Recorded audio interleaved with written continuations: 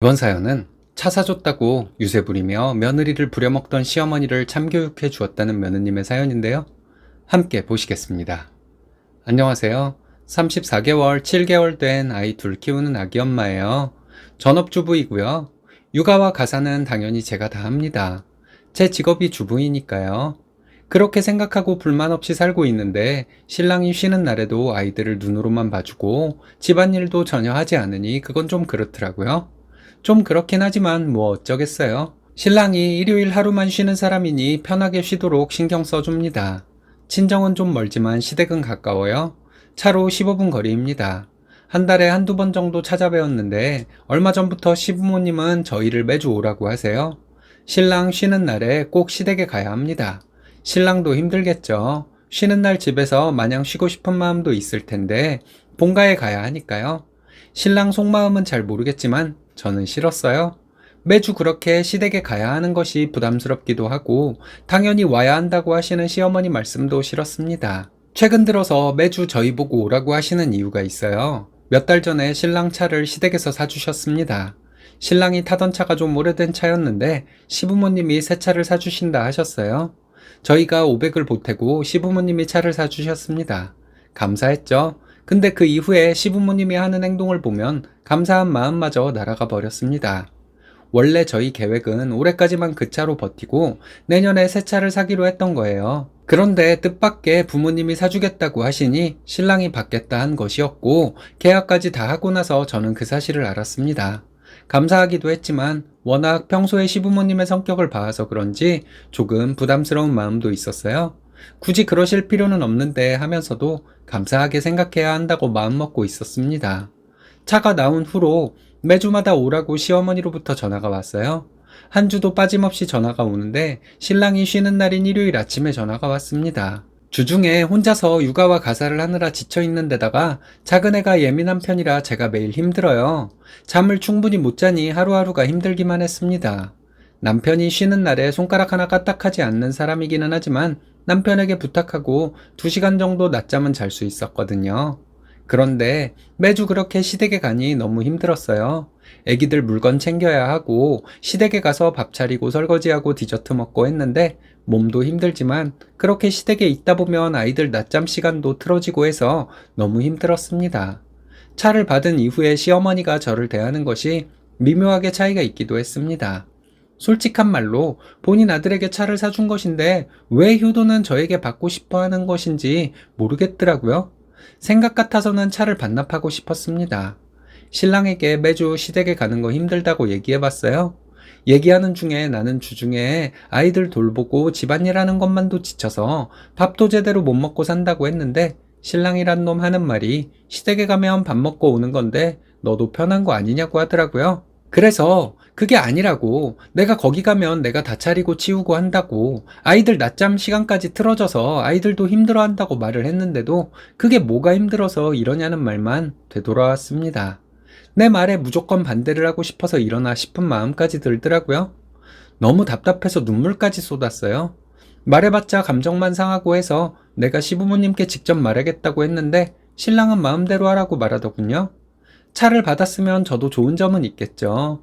그만큼 경제적으로 이득이 되는 것은 당연하고요. 근데 매주 일요일 아침에 전화해서 시댁에 가야 하는 것을 생각하면 차를 반납하고 말지 하는 생각이 더 컸어요. 차는 신랑 출퇴근용으로 거의 탑니다. 그리고 신랑이 사고 싶은 차가 있었는데 시부모님의 도움으로 그 차를 사게 된 것이었죠. 본인이 사고 싶어 하던 차가 있었는데 그 차를 살 수 있게 되니 일단 계약부터 하고 저에게 통보한 것이었어요. 솔직히 말해서 만약 제가 미리 알았다면 시부모님이 차 사주신다는 거 저는 반대했을 거예요.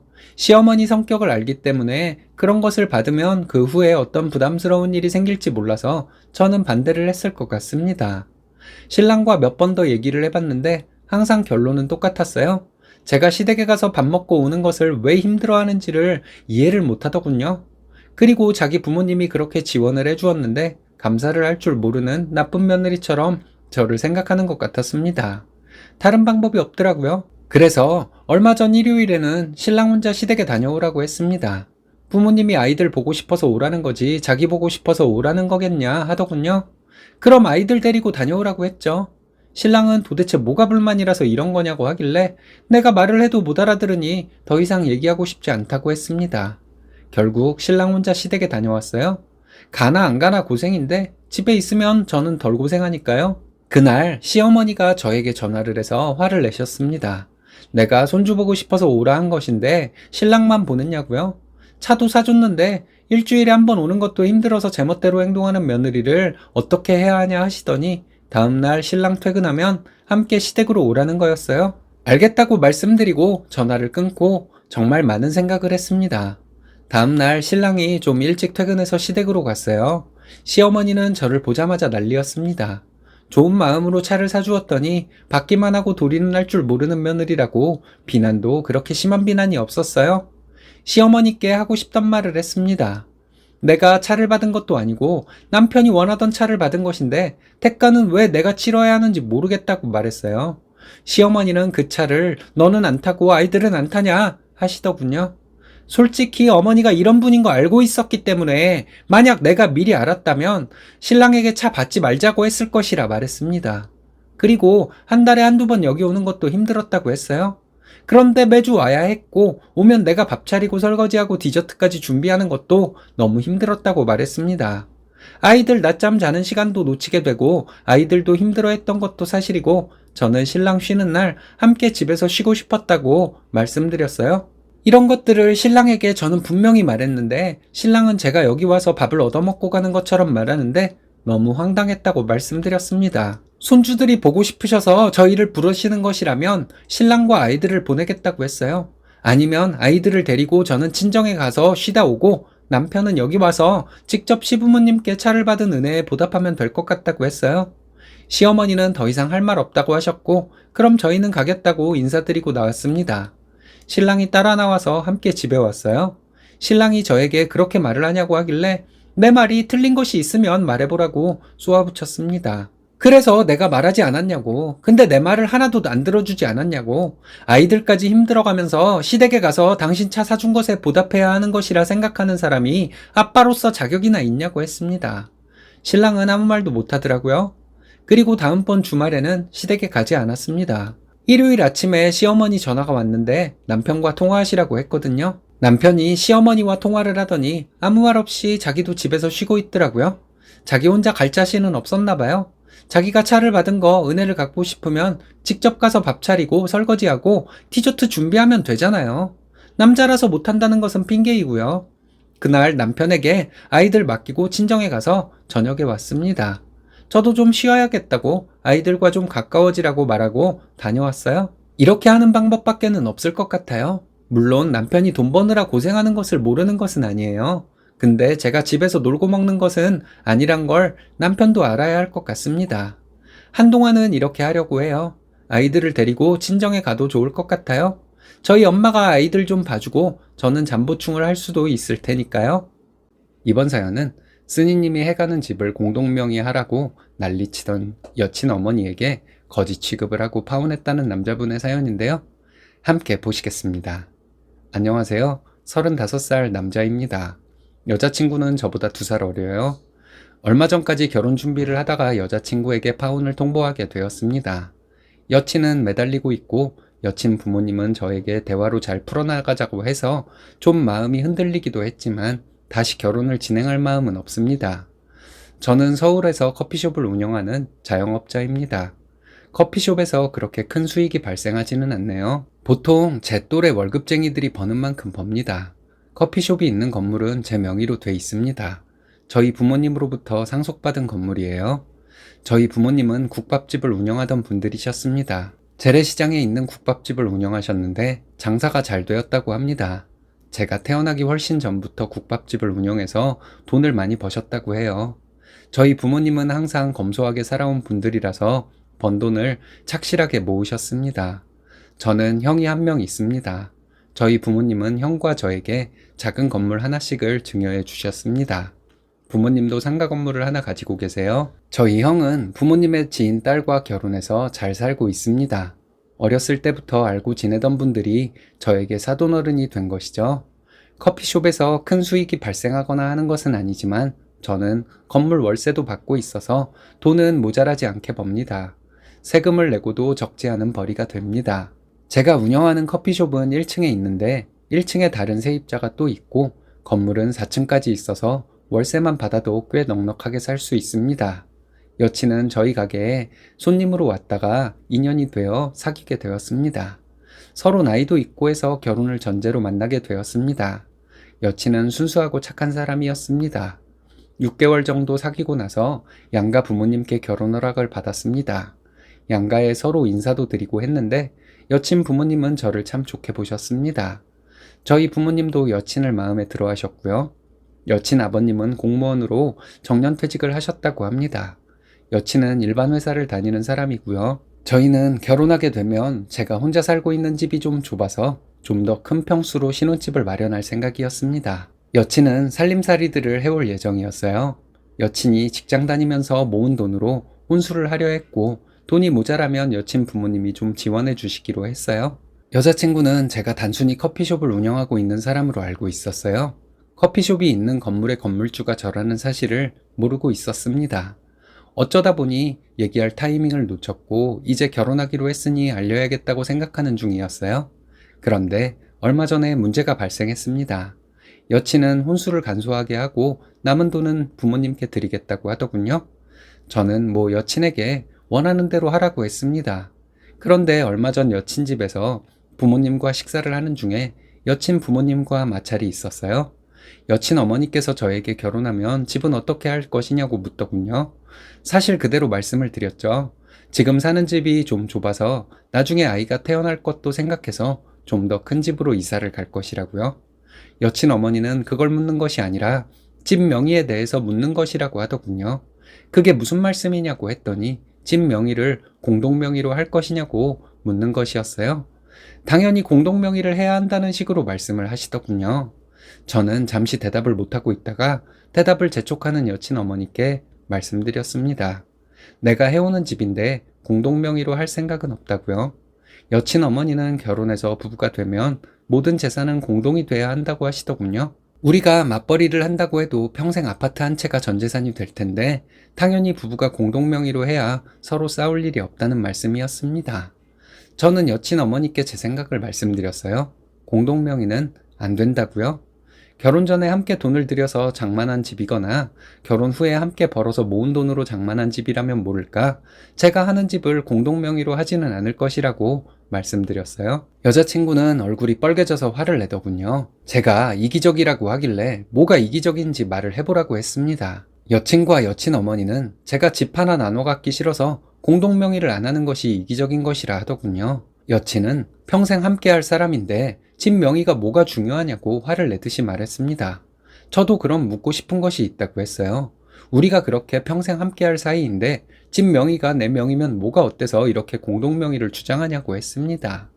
여자친구는 아무런 근거도 없이 제 말은 틀렸다고 하며 꼭 공동명의를 해야 한다고 말하더라고요.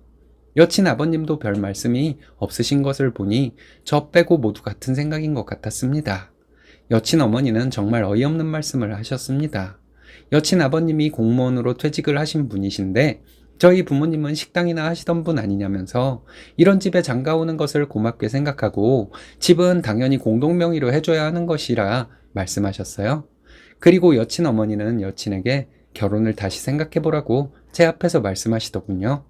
여친 어머니는 저희 부모님이 시골에서 가난하게 살다가 서울 올라와서 식당이나 하던 분들이 이런 것은 제대로 가르쳤겠냐고 하시는 것이었습니다. 여친을 보니 저를 째려보고 있었습니다. 갑자기 정신없이 이런 소리를 들으니 당황스럽기만 했는데 그렇다면 헤어지는 것 말고는 없다는 생각이 들더라고요. 여친과 여친 부모님께 파혼하겠다고 간단히 말하고 나오려고 했는데 괜한 승부욕이 발동되더라고요. 저희 부모님을 욕보인 것을 그냥 넘어가면 나중에 후회가 될 것 같았습니다. 저희 부모님이 식당을 운영하셨던 분들이지만 예의는 아는 분들이라고 했습니다. 저희 부모님 장사하시면서 저희 형제 교육에도 신경 많이 쓰신 분들이라고 말씀드렸어요. 항상 검소하셨던 분들이고 옛날에 전부 현금 받으며 장사했었는데 그 대박집에서 번 돈 다 어디 갔겠냐 했죠. 지금 저의 커피숍이 있는 건물은 제 명의로 있다고 말했습니다. 이 사실을 알았다면 건물까지 공동명의로 하자고 했을 거냐고 했죠. 식당 하던 집 둘째 아들이 그렇게 마음에 안 드신다니 여기서 결혼은 없었던 것으로 하겠다고 했습니다. 우리 어렸을 때 공무원 하는 집 아들이 가장 돈이 없었는데 공무원으로 퇴직한 것이 그렇게 대단한 줄 오늘 처음 알았다고 했어요. 내가 뭐가 아쉽겠냐고 했습니다. 나는 이 젊은 나이에 자영업자이기도 하고 건물주이기도 한데 여친보다 훨씬 더 어리고 좋은 여자 만나면 되니 따님을 다른 곳에 파시는 것이 좋겠다고 말씀드렸습니다. 그리고 저는 나와서 집으로 돌아왔어요. 기분 정말 더럽더라고요. 집에 도착할 때가 다 돼서 여친에게 전화가 오길래 받았습니다. 여친은 저보고 그렇게 무례하게 굴고 나가면 되냐고 하더군요. 자기 부모님이 화가 많이 났다나요? 화가 나기는 마찬가지이고 더 이상 관계 회복은 불가능한 것 같으니 다시는 연락하지 말라고 했습니다. 여자친구는 제가 일을 키운다고 하더군요. 우리는 끝났고 더 이상 일을 만들 것도 없다고 했고 너희 부모님이 우리 부모님을 무시했던 말들은 평생 잊지 못할 것이라고 말하고 전화를 끊어버렸습니다. 며칠 후에 여친에게 또 전화가 왔어요. 자기가 잘못했다고 하더군요. 신혼집 공동명의를 하자고 했던 것은 자기가 잘못한 것이라고 하면서 만나서 얘기를 하자는 것이었습니다. 그러더니 하는 말이 자기 부모님에게 제가 화를 내고 나간 것은 용서를 받으라더군요. 그래야 자기와 결혼을 할 수 있다나요? 가슴이 답답했습니다. 나는 너네 어머니가 우리 부모님을 무시하듯 말하는 것을 듣고 있었고 너도 똑같은 생각을 가지고 있는 사람이라 결혼하지 않을 것이라고 했습니다. 이제 전화 안 받을 것이니 전화할 필요 없다고 했어요. 전화를 끊고 여친 번호 차단해 버렸습니다. 여친 가족들 전부 있는 상황에서 제가 여친네 집을 거지라고 한 것이 잘못이라고 한다면 인정하겠습니다. 그리고 솔직히 여친이 전화해서 사과를 할 때만 해도 조금 마음이 흔들리기도 했어요. 여친 어머니가 저희 부모님을 욕보이면서 막말을 했는데도 이런 것을 보면 저는 참 불효자에 자존심도 없는 놈인 것 같습니다. 이제는 여친이 전화를 해도 받지 못할 거예요. 만약 여친이 제 가게로 찾아온다고 해도 제가 피해버리면 그만이고요. 제가 이렇게 글을 쓰는 것은 여친이 무슨 짓을 해도 이제는 흔들리지 않을 것이라고 다짐하기 위해서입니다. 여친 어머니의 말을 잊을 수가 없을 것 같습니다. 겉으로는 용서한다 말하고 여친과 결혼을 하게 되면 여친을 괴롭히며 살 것 같아요. 행복하려고 하는 결혼인데 그렇게 서로 불행하면 안 되잖아요. 여친이 가게로 찾아오면 귀찮겠다 생각하고 있었는데 아직까지 그런 일은 생기지 않았네요. 제가 해가는 집을 말도 안 되는 소리를 하며 공동명의를 주장하는 여친 어머니와 여친이 정상이 아닌 건 맞죠? 낮에 모르는 번호로 전화가 와서 안 받았는데 여친 어머니인 것 같습니다. 전화번호 저장하고 톡을 봤더니 대충 맞는 것 같아요. 여친 어머니와 통화를 하게 되면 어른이고 뭐고 정말 쌍욕이 나올지도 모르겠습니다.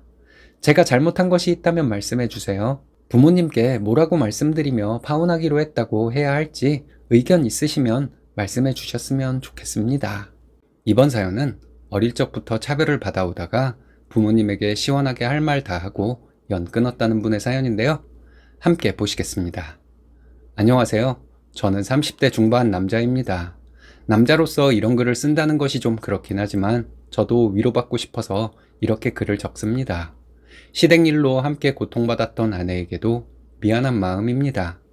이제는 아내와 아이들을 위해서라도 부모님과 절대 왕래하는 일이 없어야 한다는 생각이 듭니다. 씁쓸하네요. 아내와 결혼할 때 저희 부모님은 한 푼도 도와주지 않으셨습니다. 결혼 얘기가 오갈 때 저희 부모님은 보태줄 돈이 없다고 딱 잘라 말씀하셨고 저도 그렇지만 아내도 그런가 보다 하고 생각했습니다. 저는 어렸을 때부터 항상 알아서 하는 사람이었거든요. 저는 대학 때부터 제가 알아서 전부 다 했습니다. 장학금을 놓쳐서는 안 되었기에 공부도 열심히 했고 돈 많이 주는 알바 자리만 골라서 다녔습니다. 용돈도 벌고 옷도 사야 했고 교재비도 만만치 않았으니까요.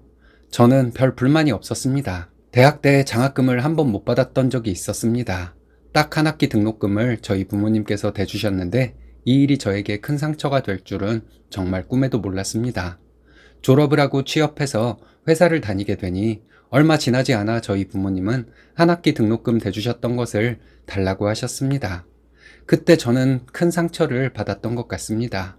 며칠간 이유 없이 얼굴이 달아오르고 숨이 차고 그런 증상이 있었는데 그때는 정확한 이유를 잘 몰랐네요. 반면에 아내는 온실 속의 화초처럼 자란 사람입니다. 평범한 집에서 평범하게 자랐고 따뜻한 마음을 가진 부모님 밑에서 자란 귀한 딸입니다. 대학을 다닐 때 아내는 학자금 대출을 받고 있다는 친구들의 얘기를 들어도 그렇구나 하는 정도였다고 합니다. 친구들이 알바 때문에 술자리에 못 나온다고 하면 이해를 하지 못했다고 하면서 제가 독립심이 강해 보인다고 저를 많이 인정해 주었습니다. 제가 만약 외동이었다면 이렇게 마음이 힘들지는 않았을 것 같습니다. 마음속의 고통은 남과의 비교에서 비롯된다는 사실을 잘 알고 있습니다. 하지만 저도 인간이라서 동생과 차별하는 부모님 때문에 고통스러웠나 봅니다. 부모님께 지원을 받으며 그 지원받는 것을 당연시 여기던 동생을 보면서 상대적 박탈감에 너무 괴로웠습니다. 이런 것 때문에 마음이 힘들어도 아내에게 말할 수 없었습니다. 아내는 이해를 잘 못할 것 같기도 했고 제 고통을 아내와 나누고 싶지도 않았습니다. 아내는 제가 힘들었던 것을 본인에게 말하지 않고 저 혼자 괴로워한 것에 대해 미안해하고 서운해합니다. 제가 말을 하지 않았더라도 자기가 충분히 알 수 있었을 텐데 위로해주지 못해 미안하다고 합니다. 저는 괜찮습니다. 저의 괴로움 때문에 아내에게 막말을 했던 것이 저는 미안하기만 합니다. 아내는 막연하게 생각했다고 합니다. 제가 부모님께 못 받은 사랑, 물질적 지원 등을 친정에서 주면 되지 않을까 하고 아내는 막연하게 생각했다고 합니다. 제가 너무 속상해서 더 이상은 안 되겠다 생각한 것은 제 동생이 결혼한다고 할 때부터였습니다. 저희 부모님은 동생에게 8천을 지원해 주셨습니다. 저희 결혼할 때 아내와 저는 모은 돈이 비슷했습니다. 처가에서 약간의 지원을 받았습니다. 경제적인 이유로 저희는 아직 아이를 갖지 않고 있습니다. 저희 부모님은 아내에게 아이 소식이 왜 아직 없는 것이냐며 은근히 눈치도 주셨습니다. 아내에게 시집살이를 시킨 것은 없어요. 만약 그랬다면 제가 가만히 있지 않았을 겁니다. 아내도 일을 하는 사람이기 때문에 저는 저희 집 제사에 가지 말라고 아내에게 말했습니다. 하지만 아내는 연차를 쓰고 제사에 갔습니다. 제사는 1년에 4번 있습니다. 이런 아내에게 저희 어머니는 부부 사이가 안 좋냐, 몸에 문제가 있냐는 식으로 말씀을 하시며 압박을 주셨습니다.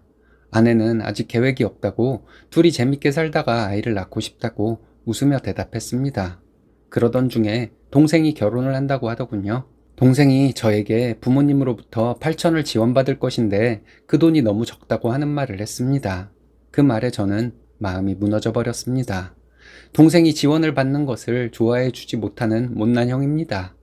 동생을 질투나 하는 나쁜 형입니다. 저도 많이 화가 났지만 아내에게도 너무 미안했습니다. 시댁에 잘하려고 하는 아내가 미워 보이기까지 하는 못난 제 자신에게 너무 화가 났습니다. 저는 아내에게 말했습니다.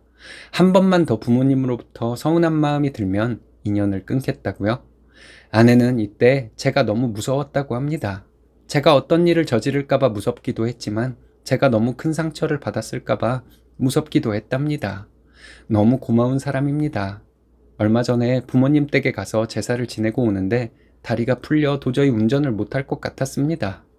저는 아내에게 운전을 부탁했습니다. 아내는 말없이 운전대를 잡더군요. 제 표정이 좋지 않으니 아내는 집에 와서 저에게 무슨 일 있었냐고 물었습니다. 그날 아버지와 나눴던 대화에 대해 아내에게 얘기해 주었습니다. 저는 아버지께 여쭤봤어요. 왜 저와 동생에게 그렇게 차별을 두시냐고 물었는데 아버지의 대답은 간단했습니다. 넌 알아서 하잖아. 한숨만 나왔습니다. 너무 머리가 아팠고 가슴속이 타는 것 같았습니다.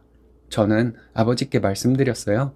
이제 앞으로 우리가 볼 일은 엄마 아버지 장례식장 뿐이라고요. 아내에게 이 얘기를 해주면서 저는 정신줄을 놓아버렸습니다.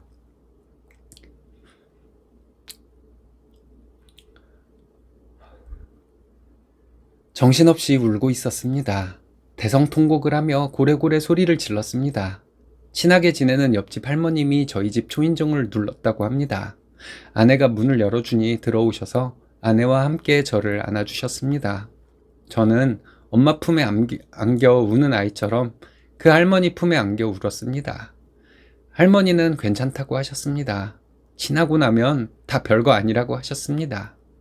그 후에 저는 겨우 회사를 다니며 정신줄을 부여잡으려 노력했습니다.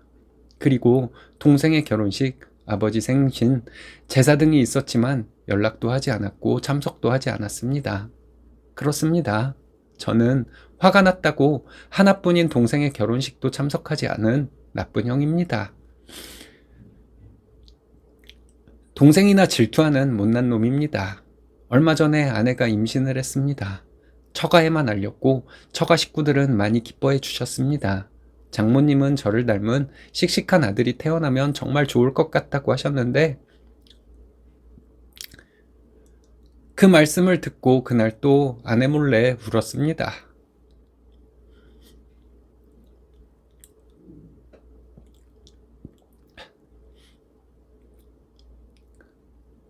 아내가 임신한 사실은 저희 부모님이 어떻게 알았는지 아내에게 연락이 왔다고 합니다.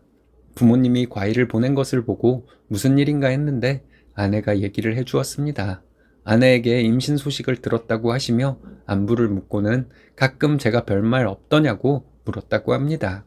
아내는 그런 얘기를 하면서 저를 설득하려 하더군요. 제 마음을 풀어주고 저희 부모님과 다시 왕래를 하도록 만들려고 하길래 저는 거부했습니다. 거부만 한 것이 아니라 시부모님의 전화를 받아준 아내에게 너무 화가 나서 소리를 질렀습니다. 내가 연을 끊었는데 네가 왜 주저넘게 나서냐? 는 막말을 하며 착하기만 한 아내에게 소리를 질렀습니다. 저의 손이 떨리는 것을 보고 아내는 말없이 울고 있었습니다. 아내는 제 마음이 분노로 가득 차 있는 것이 너무 마음 아파서 울었다고 합니다.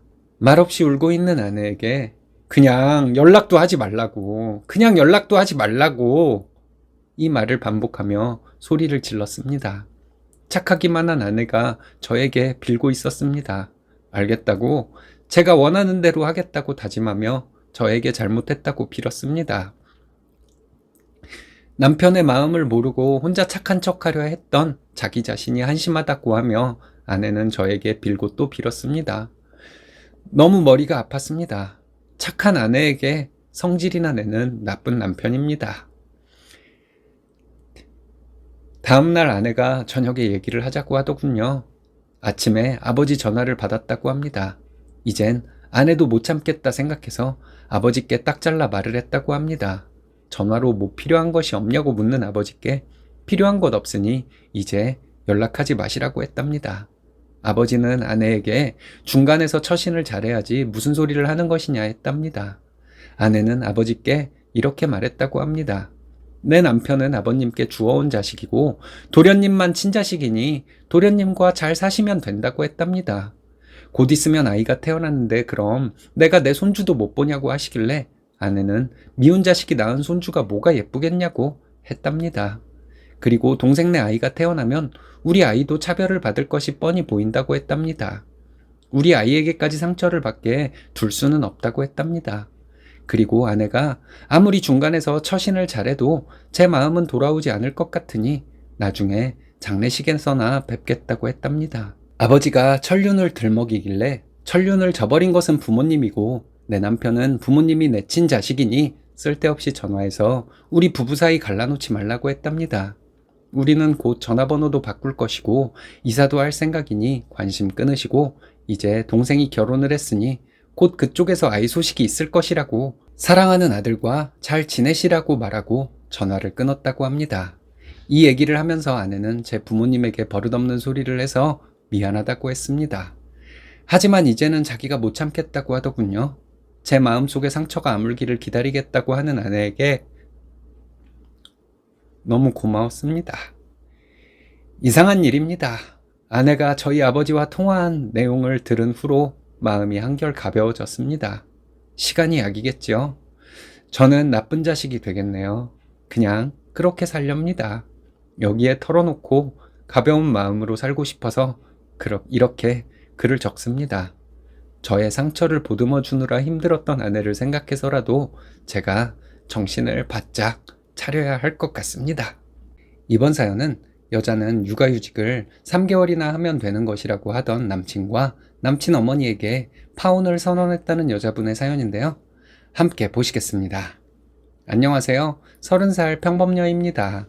예비 시어머니가 하는 말에 너무 화가 났고 남친의 마인드도 너무 이상해서 파혼했습니다. 요즘 세상에 여자는 다들 희생을 하는 것이라는 말에 제가 욱해서 저지른 일인 것 같기도 하지만 잘했다고 생각해요. 제가 잘못된 생각을 하는 것은 없는지 여러분들께서 판단해 주셨으면 해요. 저와 남친은 둘이서 결혼을 계획하고 있는 중이었어요. 저희 집과 남친 집에서 크게 지원받을 것은 없을 것 같아서 신혼집 구하는 것이며 혼수며 대출을 받아야 할 것이라고 생각하고 있었습니다. 저와 남친 둘 다 모은 돈이 적지는 않았어요. 전세금만 해도 무시무시한 관계로 결혼하게 되면 빠듯하게 살아야 할 것이라고 생각했습니다. 그래서 결혼은 최대한 작게 하고 함께 열심히 벌어서 대출금을 갚아나가야 할 것이라고 생각하고 있었습니다. 결혼을 계획하고 있다는 사실은 양가에 알렸고 그 전에 양가에 인사를 드린 상태였어요. 정식으로 상견례를 하지 않은 상태였습니다. 얼마 전에 남친 부모님과 식사를 했습니다. 남친 어머님은 제가 이제 나이도 있고 하니 결혼하면 얼른 아이부터 가져야겠다고 하시더군요. 저는 아무 생각 없이 평소 생각대로 말씀드렸습니다. 저희가 결혼하면 대출을 받아야 할 것 같은데 대출금 갚느라 아이를 바로 가질 수는 없을 것 같다고요. 남친 어머니는 여자가 한 살이라도 어릴 때 아이를 낳아야 하는 것이라 하셨어요. 저는 또 아무 생각 없이 평소 생각대로 말씀을 드렸죠. 남자도 마찬가지로 한 살이라도 어릴 때 아이를 가져야 하는 것이라고요. 제 말에 갑분싸되고 남친 어머님은 여자가 어쩌고 하는 말씀만 하시더군요. 기분이 상해서 나중에 남친에게 얘기를 했습니다. 남친은 자기 어머니 세대는 다 그렇지 않냐고 하더군요. 거기까진 좋았어요. 근데 남친 하는 말이 너무 어이가 없었습니다. 결혼하면 굳이 피임을 하지 말고 생기면 낳자는 것이었습니다. 그게 무슨 말도 안 되는 소리냐고 했죠. 내가 임신하면 육아휴직을 해야 하는데 그게 말이 되냐고 했습니다. 둘이 벌어도 빠듯하게 살면서 대출금을 갚아나가야 할 텐데 말이죠. 남친이 어이없는 생각을 하고 있더군요. 글쎄, 남친 하는 말이 아이가 생겨도 막달까지 회사를 다니다가 육아휴직을 하고 아이가 태어나면 두세 달 쉬다가 복직하면 된다고 하더니 그 정도면 뭐 크게 타격은 없을 것이라고 하는 것이었습니다. 그리고 휴직 기간에도 어느 정도는 돈이 나오니 괜찮다는 것이었어요. 저희 회사가 작은 회사는 아니기 때문에 육아휴직을 신청하면 수당이 나오긴 해요. 남친도 이런 사실을 알고 있기 때문에 말한 것 같았습니다.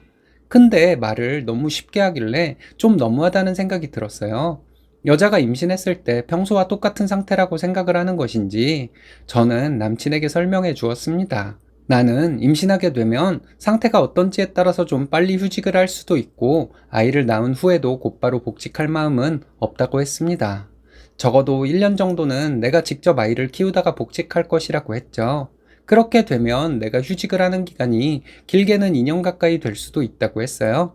그렇기 때문에 대출금에서 어느 정도 자유로워지면 아이를 갖고 싶은 것이라고 말했습니다. 남친은 갑자기 정색을 하더니 그게 무슨 말도 안 되는 소리냐고 하더군요. 무슨 아이를 낳으면서 그렇게 시간을 끄냐고 하더니 자기네 회사 사람들을 보면 길어봐야 6개월 휴직하고 돌아와서 건강하게 일만 잘하더라 하는 거예요. 그리고는 저를 비난하더군요. 일하기가 싫어서 그런 소리 하는 것 아니냐고요. 해보지도 않고 왜 그런 계획을 세우냐고 막 저에게 화를 냈습니다. 이게 그렇게 화를 낼 일인지도 몰랐기 때문에 저는 너무 당황스럽기만 해서 남친에게 바로 따지지도 못했어요. 주변에서 듣기로는 아이 낳고 얼마 안 돼서 운동도 다닌다는 사람도 있다 하고 아이 낳고 몇 년 동안 너무 힘들었다는 얘기도 들은 적이 있습니다. 뭐가 뭔지 잘 모르겠더라고요. 남친에게 제가 물어봤어요. 그럼 내가 3개월에서 6개월만 휴직을 한 다음 복직을 하면 그 후에 아이는 누가 봐줄 것이냐고 했더니 저희 어머니나 남친 어머니가 봐주면 된다고 하더군요. 아니면 시터를 쓰면 된다길래 그럼 오빠는 아이 키우는 일에 전혀 하는 일이 없을 것이냐고 물었습니다. 남친 말이 정말 어이없더라고요. 아이는 글쎄 엄마가 키우는 거래요. 남자는 돈만 벌어오는 것이라는 말에 너무 화가 나서 그런 게 남자면 아내와 아이가 먹고 살 만큼 충분히 벌어올 때나 해당되는 말이라고 했습니다.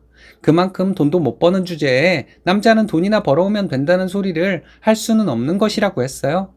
부부가 맞벌이를 하는데 남자는 돈이나 벌어오면 된다는 소리를 하는 것이 말이 된다고 생각하냐 따졌더니 글쎄 제가 이기적인 거랍니다. 남친이 정말 이런 덜 떨어진 놈이었나 했어요. 누가 이기적인 소리를 하는 것인지 생각해봐라. 내가 아이를 안 낳고 싶어서 이러는 것 같냐? 경제적인 문제만 아니라면 결혼하고 곧바로 아이를 못 가질 것도 없다. 경제적인 이유로 이러는 것 아니냐? 오빠 말은 내가 희생해서 오빠네 엄마 원하는 대로 해주라는 것 아니냐? 오빠랑 오빠네 엄마가 이기적인 것이지 왜 나한테 이기적이라고 하냐? 이렇게 이기적인 사람인 줄 몰랐다. 결혼하지 말자. 이렇게 말하고 나와서 택시 타고 집에 왔습니다. 다음 날 남친한테 전화가 와서 받아보니 자기가 잘못 생각한 거 인정한다고 하더라고요. 제 말이 맞다고 하는데 저는 믿음이 가질 않았습니다. 상황을 모면하는 것에 급급한 것 같은 느낌만 있어서 내가 왜 이런 인간이랑 사귀었는지 후회가 되더라고요. 저는 생각을 좀 해봐야겠다고 말하고 전화를 끊었습니다. 며칠을 생각해봤지만 남친은 생각이 바뀌어서 저에게 전화를 했던 것이 아닌 것 같았어요. 남친 어머니는 말할 것도 없고요. 그렇게 고민하고 있는 중에 3일 뒤에 남친 전화가 왔습니다. 생각 좀 해봤냐고 하면서 만나서 얘기하자 하더군요. 저는 이 결혼 자신 없다고 했어요. 오빠의 생각도 알게 되어서 그런 것도 있지만 어머니 때문에 더더욱 자신이 없다고 했는데 남친은 자기가 엄마 앞에서 확실하게 얘기할 것이라고 하더군요. 그러니 자기 집에 함께 가자는 것이었습니다. 저는 싫다고 했어요. 어머님이 어떤 마음인지 이미 다 들었고 어머님은 생각이 바뀌지 않을 것이라고 했어요. 그래서 저는 오빠와 결혼이 자신 없다고 했습니다. 자기가 다 해결하겠다고 했는데 도대체 뭐가 문제냐고 하더군요. 제가 너무하다고 하길래 내가 그럼 착한 척 하려고 결혼해야겠냐 했어요. 그날 어머님과 오빠한테 실망한 것으로도 충분하니 그런 줄 알고 헤어지자고 했습니다. 나랑 헤어지고 아이도 낳아주고 돈도 잘 벌어오고 어머님 말씀대로 여자의 도리를 다하는 여자 만나라고 하고 전화를 끊었습니다. 한동안 계속 전화가 왔지만 안 받았어요. 그리고 남친 어머니 전화가 오더라고요. 근데 못 받았어요. 받으면 좋은 얘기 하지 못할 것 같아서요. 남친 어머니는 문자를 보내셨습니다. 요즘 세상에 너무 뒤처진 소리를 해서 미안하다고 하더니 아들이 너무 속상해한다고 하시면서 다시 잘 해봤으면 좋겠다. 이렇게 문자가 왔더라고요. 답장을 할까 말까 하다가 답장을 보냈어요. 우리는 결혼에 대한 생각이 너무 달라서 결혼을 못하는 것이니 그런 줄 아시고 다시는 연락하지 않았으면 좋겠다. 이런 내용으로 짧게 답장을 보냈습니다. 남친도 이제 포기를 했으면 좋겠는데 계속 전화와 톡이 오고 있습니다. 3년간의 연애 기간이 있는데 저라고 아쉬운 마음이 없겠어요. 남친이 저에게 이기적이라고 하는 말을 듣고 저는 이 사람이 변할 사람이 아니란 걸 알았습니다. 지금은 제 뜻대로 해주겠다고 하지만 나중에 가면 분명 딴소리를 할 것 같아요. 그때 가서 왜 나를 속였냐고 따져본들 무슨 소용이겠어요? 이번 사연은 어릴 적부터 스님을 비난하고 조종하려 하던 고모를 남편과 함께 응징해 주었다는 사연인데요. 별 미친 고모가 다 있네요. 함께 보시겠습니다. 안녕하세요. 31살 아기 엄마예요. 어릴 때부터 무섭고 부담스러웠던 고모에게 지금까지 쌓인 분노를 쏟아냈습니다. 남편이 고모의 멱살까지 잡는 일이 있었지만 저는 남편이 잘못했다고 생각하지 않아요. 남편은 그런 일이 있었는데도 여유롭기만 합니다. 든든한 제 편이 생겨서 행복하기만 하네요. 저는 어렸을 때부터 고모에게 웃으면서 말한 적이 없습니다. 어른들 앞에서 수줍음을 타는 저에게 고모는 말도 제대로 할 줄 모르냐고 구박을 하던 그 표정과 말투가 아직도 생생해요. 학교를 다닐 때는 고모부의 조카가 저와 동갑인데 비교를 엄청 당했어요. 그 조카는 공부를 잘하고 본인 할 일도 알아서 척척하고 꿈이 있어서 꿈을 위해 열심히 노력하고 있다고 하는데 너도 열심히 좀 살아봐라 이런 식으로 말했어요. 고모는 자기 조카를 사랑하기 때문에 하는 말이라고 했지만 저는 고모의 그런 말들이 너무 부담스럽기만 했어요. 대학을 졸업하고 저는 중소기업에 취직했어요. 직원이 15명 정도 되는 회사인데 고모가 한 번은 이런 카톡을 보냈더라고요. 너는 아직도 그 회사 다니고 있니? 너는 너네 엄마랑 똑같아. 발전하려는 노력이 없는 게 문제야. 사람이 발전하려 노력하지 않으면 도태되는 거야. 정말 몇 년 만에 고모에게 온 카톡이 이런 내용이었습니다. 고모가 너무 부담스러워서 저는 고모를 피해 다녔거든요. 보통 이런 말을 하고 싶더라도 잘 지내니? 회사 잘 다녀? 아픈 데는 없고? 이런 내용이 먼저 오잖아요. 근데 다짜고짜 이런 내용의 카톡이 오니까 저도 너무 화가 났어요. 어렸을 때부터 고모에게 쌓여왔던 것들이 폭발을 했던 것 같아요. 처음으로 고모에게 그런 말 하지 않았으면 좋겠다고 했습니다. 내용은 이런 내용이었어요. 고모가 일부러 나에게 이런 자극을 주어서 나에게 도움이 되려고 한다고 말하는데 나는 이런 고모의 말을 받아들이지 못하는 사람인 것 같다. 그러니 그만해달라. 이렇게 답장을 보냈습니다. 고모가 또 답장을 보냈어요. 네가 나 싫어하는 거 알아. 하지만 나는 너에게 도움이 되라고 하는 소리이니 계속 할 거야. 너 잘 되라고 하는 말이니까. 이 톡을 읽고 저는 한숨밖에 안 나오더라고요. 이때 이후로 고모에 대한 마음을 닫아버렸습니다. 내가 피하면 되니까요. 고모를 만났을 때 무슨 소리를 해도 딴 생각을 하면 되니까요. 저는 혼전 임신으로 결혼을 했어요. 5월에 결혼식을 했는데 저희 아이는 12월생입니다. 임신 사실을 알게 되고 엄청 서둘러서 결혼을 한 것이죠. 제가 임신을 했다는 사실은 저희 가족 말고는 모르도록 하라고 저희 아빠가 말했어요. 근데 고모는 제가 혼전 임신으로 결혼했다는 사실을 알게 되었어요. 할머니도 제가 임신했다는 사실을 알고 계셨는데 고모가 할머니에게 전화해서 제가 왜 그렇게 결혼을 서두르는지 물어봤다고 합니다. 할머니는 대답을 안 했는데 고모가 집요하게 계속 물어봤대요. 그래도 할머니가 잘 모르겠다고 했더니 저희 엄마에게 전화로 물어봤대요. 저희 엄마도 말을 안 해주니까 제 동생에게 카톡이 왔다고 합니다. 너희 언니 결혼을 왜 그리 서두르니? 혹시 깨끗하지 않은 신부인 건 아니니? 그리고 뒤에 더 말이 있었는데 기억은 안 나요. 동생이 자기 핸드폰을 보여주는데 고모가 보낸 이 내용을 보고 너무 화가 나더라고요. 혼전 임신이 자랑이라는 것은 아니에요. 하지만 아이가 생겼고 책임지고 결혼해서 잘 살아보겠다는 건데 고모란 사람이 깨끗하지 않은 신부라는 표현을 쓰는 것을 보고 정말 온몸이 다 떨렸습니다. 결혼식에 와서도 고모는 저에게 축하한다는 말 한마디도 하지 않았습니다. 와서 사진 찍고 밥만 먹고 갔어요. 나중에 축의금 장부를 보니 고모는 축의금으로 20만 원을 냈더라고요. 신혼여행 갔을 때 처음으로 남편에게 고모에 대한 얘기를 했습니다. 어렸을 때부터 고모가 너무 무서웠고 지금도 그렇다고 했어요. 어렸을 때부터 고모에게 들었던 말을 했는데 남편은 너무 화가 난다고 하더라고요. 장인어른과 장모님이 너무 좋은 분들이라는 것은 알겠지만 딸이 이렇게 힘들어하는 것을 알면서 왜 보호를 못 해주었냐고 화를 내는 것이었습니다. 제가 힘들었다고 하니까 제 편을 들어준다고 일부러 그렇게 화내주는 것으로 생각했어요. 신혼여행 다녀와서 여기저기 인사를 다녔습니다. 할머니 댁에 갔는데 어떻게 알았는지 고모도 와 있더라고요. 가서 인사를 드리고 할머니 고모와 다과상을 앞에 두고 얘기를 하고 있었습니다. 할머니가 덕담을 하시지도 않았는데 고모가 잔소리부터 시작하더라고요. 고모는 제가 무슨 큰 죄를 지은 사람처럼 말을 했습니다. 고모가 축의금을 한 것에 대해 감사 전화를 하지 않았다는 거예요. 그리고 고모네 집에 인사를 오지 않았다는 것도 언급하며 어떻게 그렇게 예의를 모르냐고 하는 겁니다. 이걸 변명을 해야 할 일인가 싶었지만 설명은 했어요. 지금 할머니 댁에 인사를 오지 않았냐고, 고모네 집은 그 다음이지 않냐고 했죠. 축의금에 대한 감사 인사는 찾아뵙고 하려 했다고 변명 아닌 변명을 했네요. 그 다음 고모의 말이 대박이었어요. 결혼할 때 고모 앞에서 떳떳하지 못했기 때문에 감사 전화를 못한 것이겠지, 이러더군요. 네가 생각이 아직 덜 자라서 이해하려고 했지만 눈 뜨고 봐줄 수 없을 만큼 하는 짓이 마음에 안 든다고 했습니다. 고모님이 땡땡이에게 어렸을 때부터 어떻게 했는지 다 들었다고 남편이 말하더군요.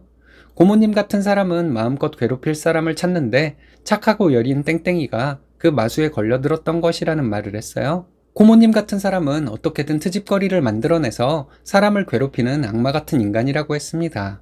장점도 단점으로 만드는 재주를 가진 사람, 가끔은 잘해주는 척을 하는 사람이 바로 고모님이라고 하더라고요. 고모님 같은 사람은 자식에게도 예외가 없이 그런 행동을 하기 때문에 지금 고모님 자제분들이 고모님과 연을 끊고 사는 것이라고 했습니다. 고모님의 자제분들이 그나마 똑똑하니까 엄마의 마수에서 벗어나 연을 끊고 사는 것이지, 그렇지 않았으면 평생 엄마의 화풀이 대상으로 살며 불행했을 것이라고 하더라고요.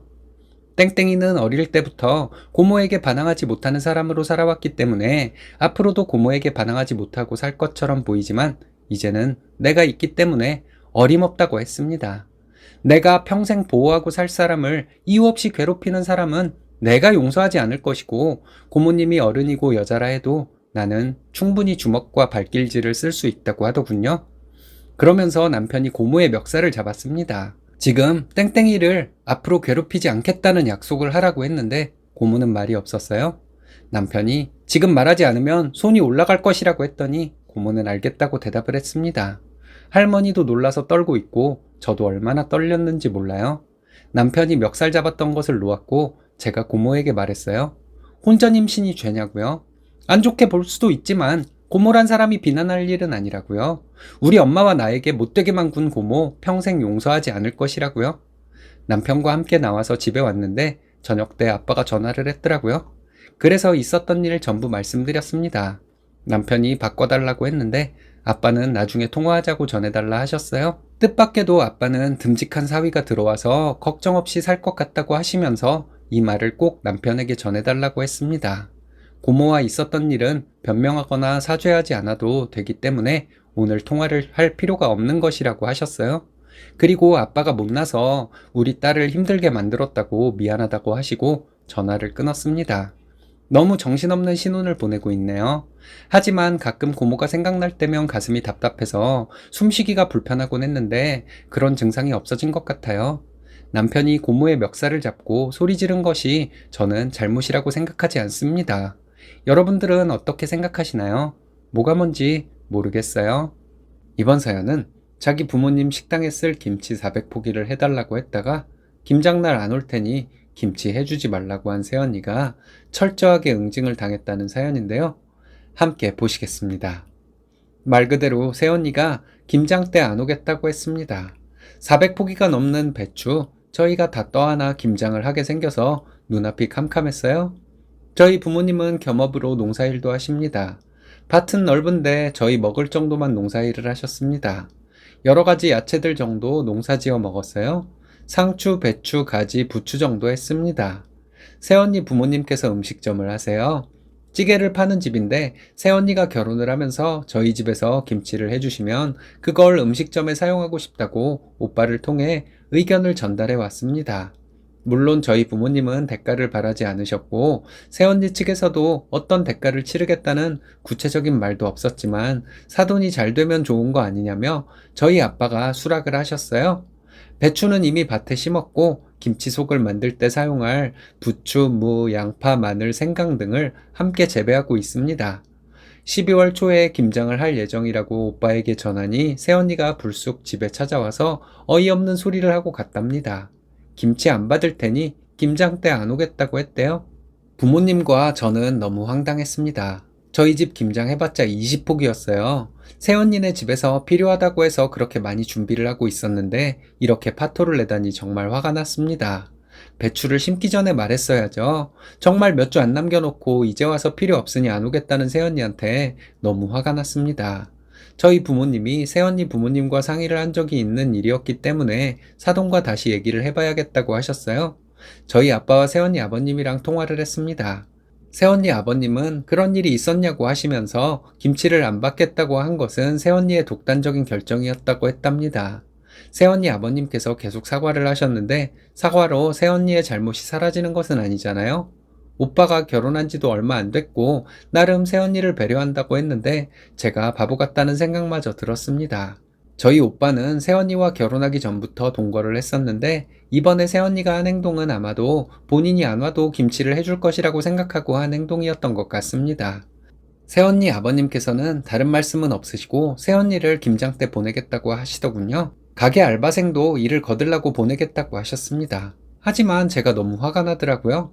그래서 바로 제가 사돈어른께 전화를 드렸습니다. 저희 집에 마당이 있기는 하지만 김장을 못 해드리겠다고 했어요. 새언니가 못된 심보로 김장에 안 온다고 했는데 우리가 호의를 베풀 수는 없다고 했습니다. 배추랑 야채들 그냥 싸게 팔아버리는 한이 있더라도 우리가 알아서 할 테니 그리 아시라고 말씀드리고 전화를 끊었습니다. 저희 아빠는 사돈에게 그렇게 하는 거 아니라고 했지만 저는 너무 화가 나서 참을 수가 없었어요. 저희 부모님이 그렇게 말씀은 하셨지만 새언니는 다시는 안 볼 것이라고 하셨습니다. 오빠도 집에 못 오겠다고 하셨고요. 결국은 배추 팔 곳을 알아봐서 팔았습니다. 배추를 직접 따가는 조건으로 좀 싸게 팔았죠. 그리고 며칠 뒤에 새언니에게 전화가 왔어요. 제가 자기 아버지에게 싸가지 없게 말을 했다면서 화를 내길래 저는 더 화를 냈습니다. 우리 부모님은 돈 생각도 안 하고 너네 부모님 가게에 김치를 해드리려고 했는데 너는 부모님 장사고 뭐고 네가 귀찮으니까 개소리를 한 사람이라고 했습니다. 우리 부모님도 너를 안 보실 요량이니 그리 알라고 했어요. 새언니고 뭐고 그냥 너라는 말이 저절로 나오더라고요. 새언니는 사돈께서 배추랑 야채값을 드린다고 했다면서 그거 보상해주면 될 거 아니냐는 식으로 말하더라고요. 우리 부모님 그 돈 절대 못 받게 할 것이라고 했습니다. 인성 쓰레기인 네가 또 나중에 보상해줬다고 하면서 큰 소리를 칠 것이 뻔한데 그 돈을 어떻게 받겠냐고 했어요. 팔 곳도 다 정해졌으니 다시는 전화도 하지 말라고 했습니다. 저희 부모님께도 새언니가 전화를 했었대요. 자기가 한 소리는 다 빼먹고 제가 자기한테 너라고 하며 소리를 질렀다고 합니다. 저희 아빠는 걔가 그럴 리가 없다고 하셨대요. 네가 말을 잘 바꾸고 거짓말도 잘하는 사람이니 이젠 못 믿겠다고 하시면서 다시는 연락도 하지 말라고 말씀하셨대요. 그리고 일주일 정도 후에 오빠가 집에 와서 이혼하겠다고 했답니다. 자기가 잘못했으면서 오히려 저희 가족들을 원망하더니 오빠를 들들 볶았나 봐요. 그래서 오빠는 너 같은 거랑 못 산다고 이혼하자고 했대요. 마음대로 하라고 하길래 오빠가 너는 내가 살던 집에 몸만 들어왔으니 몸만 그대로 나가라고 했답니다. 그랬더니 새언니는 후회나 하지 말라고 말하고는 나가버렸대요. 오빠가 전화도 없이 있으니까 이틀 후에 새언니가 전화를 했다고 합니다. 오빠는 너 같은 인간이랑은 못 산다는 말만 하고 전화를 끊어버렸다고 해요. 오빠가 와서 이 얘기를 하고 돌아가고 나서 일주일 뒤에 사돈어른들께서 새언니를 데리고 저희 집에 찾아왔어요. 저희 부모님은 무표정으로 대했는데 사돈어른들께서 죄송하다고 대신 사과를 하셨습니다. 새언니도 잘못했다고 저희 부모님께 무릎 꿇고 빌었어요.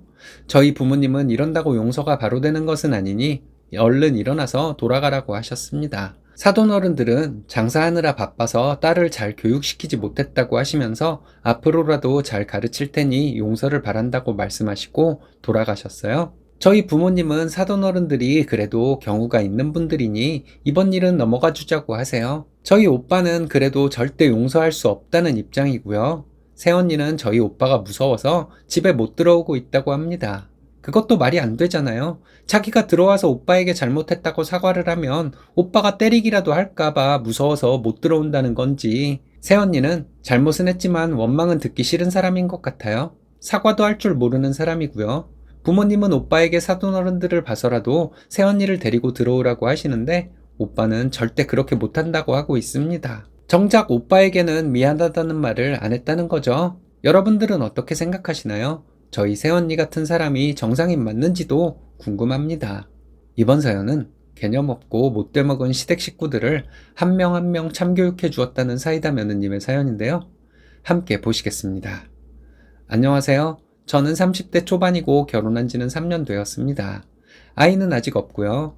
누군가와 대화 도중에 큰 소리가 나면 당황해서 한마디 말도 못하던 제가 이렇게 될 줄은 저도 몰랐네요. 시댁 식구들 하나하나 사이다를 날려주었습니다. 이제는 저에게 스트레스를 주던 시댁 식구들에게 제가 오히려 스트레스를 주고 있어요. 무개념인 사람에게는 눈눈이가 최고인 것 같아요. 친구 하나가 흥분할 만한 상황에서도 미소를 잃지 않고 할 말 다 하는 것을 보고 너무 부러웠어요. 그 친구에게 물어봤는데 자기도 그런 상황이 오면 엄청 떨리기는 마찬가지라 하더군요. 근데 억지로 여유로운 척을 하는 것이래요. 그럼 상대가 더 화가 나서 실수를 하게 된다고. 시댁 식구들이 무개념으로 행동했던 데에는 남편이 중간 역할을 못했던 것도 꽤 크게 작용을 했던 것 같습니다. 누군가 내 잘못을 지적하며 기분 나쁘다는 말투로 얘기하기만 해도 눈물부터 나려는 성격인 제가 시댁 식구들에게 저지른 만행들을 얘기해 볼게요. 남들이 저에게 화를 내거나 하면 안 보면 그만이라는 생각으로 살아왔는데 시댁 식구들은 그게 안 돼서 너무 힘들었습니다. 이러다가 내가 죽겠다 싶으니까 여러 가지 상황을 두고 할 말을 준비하게 되더라고요. 역시 준비된 사람은 못 당하는 것 같아요. 저에게는 시댁 식구들 모두가 스트레스였습니다. 시부모님 두 분이 그나마 나은 분들이었어요. 그렇다고 시부모님이 저에게 마냥 잘해준 분들이라는 말은 아니에요. 남편은 위로 형이 하나 있고 밑으로 여동생이 하나 있습니다. 아주버님은 40이 다 된 사람인데 작년에 결혼을 포기했다고 선언하더라고요. 신우는 저와 동갑으로 아직 미혼입니다. 저희 결혼하고 매주 주말마다 아주버님과 신우가 저희 집에 왔었어요. 거의 1년간 매주 주말마다 저희 집에 와서 술판을 벌였는데 참고 사느라 너무 힘들었네요. 처음에는 좋은 마음으로 저도 즐겁게 술자리를 함께 했어요. 근데 혼자 차리고 혼자 치우고 하다 보니 너무 싫더라고요. 이런 것도 그렇지만 보면 볼수록 아주버님과 아가씨가 이상한 소리를 많이 해서 더 힘들었습니다. 정상인이 아니란 생각이 들 정도였어요. 시부모님은 초반부터 저희를 만나면 여행을 보내달라 하셨습니다. 저 혼자 있을 때 꼭 그 얘기를 하셨어요. 남편이 자리를 비웠을 때 아주 기다렸다는 듯이 저에게 여행 얘기를 하셨습니다. 동남아나 사이판 정도면 모르겠는데 시부모님은 저에게 유럽 여행을 보내달라 하셨어요. 시어머니는 유럽 여행 사진을 보여주면서 가고 싶다고 매번 말씀을 하시더라고요. 제가 언젠가부터 나도 하고 싶은 말은 하고 살겠다 결심을 했는데 그때부터 저는 시어머니가 유럽 여행 얘기를 꺼내실 때마다 이렇게 말했습니다. 저도 가고 싶어요. 혹시 유럽 여행 가시게 되면 저희 휴가 맞출 테니까 꼭 데려가 주세요. 이렇게 계속 얘기했어요. 시어머니는 유럽 여행 경비가 많이 든다고 하셨는데 저는 저희 경비까지 대주시겠다고 유럽 얘기하시는 거 아니었어요? 이런 식으로 계속 말씀드렸더니 여행 얘기 그만하시더라고요. 여행 얘기가 사라지고 옷 얘기로 바뀌더군요. 시어머니는 옷 사진을 저에게 자꾸 보여주셨어요. 예쁘지 않냐고 저에게 자꾸 물으셨죠. 근데 예쁘다고 말하면 안 될 것 같았어요. 그래서 시어머니가 보여주는 옷 예쁘다고 말하면서 제가 먼저 사달라고 했죠. 어머니, 이 옷 너무 예뻐요. 입으면 정말 편할 것 같아요. 어머니 사는 김에 저도 하나 사주세요. 이랬거든요. 시어머니는 무슨 시어머니가 며느리 옷을 사주냐고 하시더군요. 원래 다른 집들 다 시어머니가 며느리 옷을 사주는데 모르셨냐고 했죠. 너무 서운하다고 했어요. 내 친구들은 시어머니가 뭐 사줬다고 자랑하는데 나는 자랑할 게 없어서 창피하다고 했습니다. 몇 번 그렇게 했더니 시어머니가 저에게 옷 사진 보여주는 일이 없어지더라고요. 그래서 제가 비싼 옷이나 가방 같은 것들을 핸드폰으로 시어머니에게 보여주면서 사달라고 했습니다. 제가 사고 싶은 것들도 아닌데 그냥 시어머니 괴롭히는 재미로 그랬어요. 시어머니는 이런 걸 왜 본인에게 사달라 하냐고 하셨는데 그럴 때마다 다른 집은 이런 거 시어머니가 며느리에게 다 사준다고 계속 우겼죠. 시아버지는 가끔 시어머니에게 하나 사주지 그러냐고 하셨는데 그럴 때마다 시어머니가 시아버지 엄청 째려봤습니다. 시어머니가 저에게 뭔가를 요구하지 못하도록 제가 시어머니에게 끊임없이 뭔가를 사달라고 하며 살고 있어요. 시어머니가 저를 무지하게 부담스러워해요. 참 보기 좋은 모습입니다. 신혼 때 아주버님과 신우가 저희 집에 와서 술판을 벌였다고 했잖아요. 한 번은 아주버님이 저에게 소개팅을 시켜달라고 계속 조르더라고요. 저랑 나이 차이가 9살인데 제가 아주버님께 누굴 소개시켜 줄 수가 있을까요? 아주버님은 꼭 제 친구나 후배를 소개해달라고 콕 집어 얘기했어요. 나이도 나이지만 이렇게 무개념인 사람을 소개해줬다가 제가 무슨 욕을 먹으려고 소개팅을 주선하겠어요? 주말에 아주버님과 신우가 저희 집에 와서 술을 마시고 있는데 아주버님이 또 소개팅을 해달라고 얘기를 했습니다. 제가 팩트를 얘기해 주었죠. 아주버님은 나이가 너무 많다고요. 본인 나이보다 더 들어 보여서 40대 중반 이상으로 보이는데 내 또래 친구를 어떻게 소개해 주겠냐고 했죠. 경제력도 별로인 아주버님을 내 친구에게 소개해 주었다가 저는 친구들 사이에서 매장당할지 모른다고 했어요. 절대 그럴 일은 없으니까 이제 소개팅 얘기는 그만하시라고 웃으면서 말했습니다. 이 얘기를 할 때 속으로 얼마나 떨렸는지 몰라요. 아주버님이 화를 낼까봐 겁이 났었는데 분위기가 조금 어색해지는 정도로 넘어갔습니다. 그 후로 아주버님은 저에게 소개팅 얘기를 안 꺼냈습니다. 소개팅 얘기뿐만 아니라 말을 조심하는 느낌도 들더라고요. 욕부터 나오는 신우 얘기를 해볼게요. 신우는 저희 집에 와서 술판을 벌일 때마다 제 물건을 뒤적거리고 만지고 하면서 갖고 싶은 것이 있으면 저에게 달라고 했습니다. 제 옷도 자기 마음대로 입어보고 달라고 하고 이 옷은 언제 샀냐? 돈을 이렇게 막 써도 되냐? 이런 소리도 많이 했어요. 그리고 제가 허락도 안 했는데 제 물건을 자기가 갖겠다고 통보하고는 가져간 적도 많았어요. 그래서 제가 한번 신우에게 내 물건 건드리지도 말고 가져가지도 말라고 했거든요.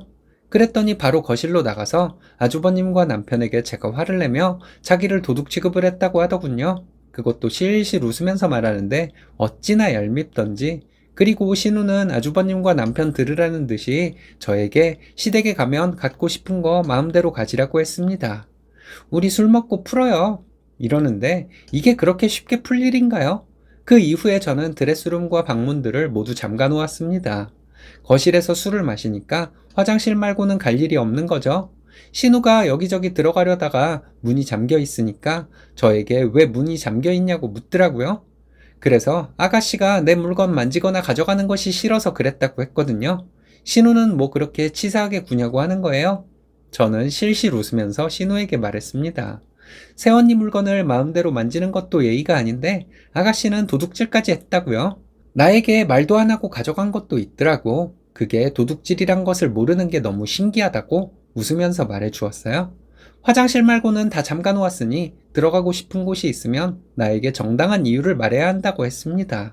그럼 제가 문을 열어줄 것이라고요? 신우는 제가 자기를 도둑으로 몰았다고 눈물이 고여서 얘기하더군요. 오빠들 앞에서 피해자인 척하지 말라고 했죠. 아가씨는 도둑이 맞다고. 그걸 모르는 신우나 동생이 도둑질하는 것을 보고도 아무 말도 하지 않았던 오빠들도 참 문제가 심각하다고 했더니 신우 표정 관리 안 되더라고요. 이쯤 했으면 빈정이 상해서 저희 집에 다시는 안 올 것 같은데 그래도 아주버님과 신우는 주말에 술판을 벌이러 오더라고요. 그 다음 주에 신우는 저에게 작정하고 시비를 거는 것 같았어요. 저보고 살쪘다고 결혼했다고 너무 퍼지는 것 아니냐고 하더군요. 실실 웃으면서 말하는데 제가 화를 낼 수도 없는 분위기였습니다. 신우는 마른 체형이고 저는 보통 체형이에요. 저도 날씬한 편인데 그런 소리를 하더군요. 신우는 저에게 자꾸 살쪘다고 하면서 계속 거슬리게 굴었습니다. 그래서 제가 신우에게 그랬어요. 아가씨는 너무 말라서 남자친구가 없는 것이라고요. 그리고 아가씨는 얼굴에도 살이 없고 턱이 너무 각이 져서 얼굴도 부담스러운데 몸매까지 말라 비뚤어진 중년 남자 같아서 남자들이 여자로 안 보는 것 같다고 했어요. 먼저 먹는 양을 늘리고 살부터 좀 쪄야 할 것 같다고. 그리고 요즘 성형한 사람들 많은데 아가씨는 그 턱을 왜 지금까지 그냥 두었냐고 했더니 신우는 이성을 잃어버렸습니다. 울고불고 하면서 저에게 쌍욕을 하고 난리도 아니었어요. 남편이 너 지금 새언니한테 욕지거리 하면서 이게 무슨 짓이냐고 했는데 계속 욕을 하더군요. 신우가 욕을 하거나 말거나 저는 끝까지 웃으면서 신우에게 말했어요. 턱이 너무 각이 졌다. 골반이 없어서 일자 몸매다. 이러면서 나는 좋은 마음으로 얘기해 준 것인데 왜 화를 내고 욕을 하냐고 했습니다. 신우가 계속 소리를 지르며 난리를 치니까 결국은 아주버님이 신우 뺨을 때렸더니 좀 조용해지더라고요. 저는 놀라는 척을 하면서 아주버님에게 아무리 그래도 그렇지 다 큰 동생 뺨을 때리냐고 했죠. 그리고 신우에게 괜찮냐고, 그러니까 왜 별일도 아닌 것을 가지고 술자리 분위기를 망쳐놓냐고 실실 웃으면서 말했습니다. 신우는 저에게 계속 욕을 하다가 아주버님이 결국 끌고 나갔어요. 그 후로 주말 술판은 없어졌네요. 지금도 가끔 남편에게 그때 있었던 일 얘기하면 남편은 아무 말도 못합니다. 당신이 중간 역할 못해서 이러이러한 일이 있었다고 하면 미안하다고만 해요. 신우에게는 지금도 가끔 웃으면서 놀려줘요. 너무 말라서 턱이 두드러져 보인다고 좀 많이 먹고 살 좀 찌라고요.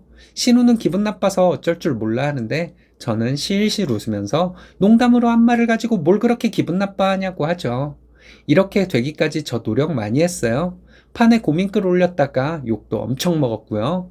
친구들에게 얘기했다가 친구들에게 사람 취급도 못 받았습니다.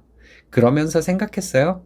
남편이 중간 역할 해주기를 바라지만 말고 내 살 길 내가 찾아야겠다고요. 착한 며느리병 걸린 분들에게 말하고 싶어요. 나를 힘들게 하는 사람에게 할 말 다 해도 된다고요. 생각보다 큰일은 안 일어나더라고요. 남편이란 사람들 웃긴 게 이기는 편 우리 편 이러는 것 같아요. 내가 강해져야 남편도 내 편을 드는 것 같습니다. 요즘은 제가 시댁 식구들에게 할 말 다 하면 남편도 옆에서 제 말에 맞장구를 쳐요. 야비한 놈이죠. 저는 이렇게 사는 거 만족합니다. 시댁 때문에 괴로워하시는 분들 힘내시라고 말씀드리고 싶어요. 이번 사연은 못된 시어머니가 함께 살자고 하며 착한 척을 하길래 시어머니의 만행들을 모두 말하고 내쫓아버렸다는 며느님의 사연인데요. 함께 보시겠습니다. 안녕하세요. 중학생, 초등학생 아이 둘 키우는 여자입니다. 저도 직장 다니고 있고요. 나이는 40대 중반이고 남편은 저보다 3살 많아요. 시어머니에게 모진 말들 참 많이 듣고 살았습니다.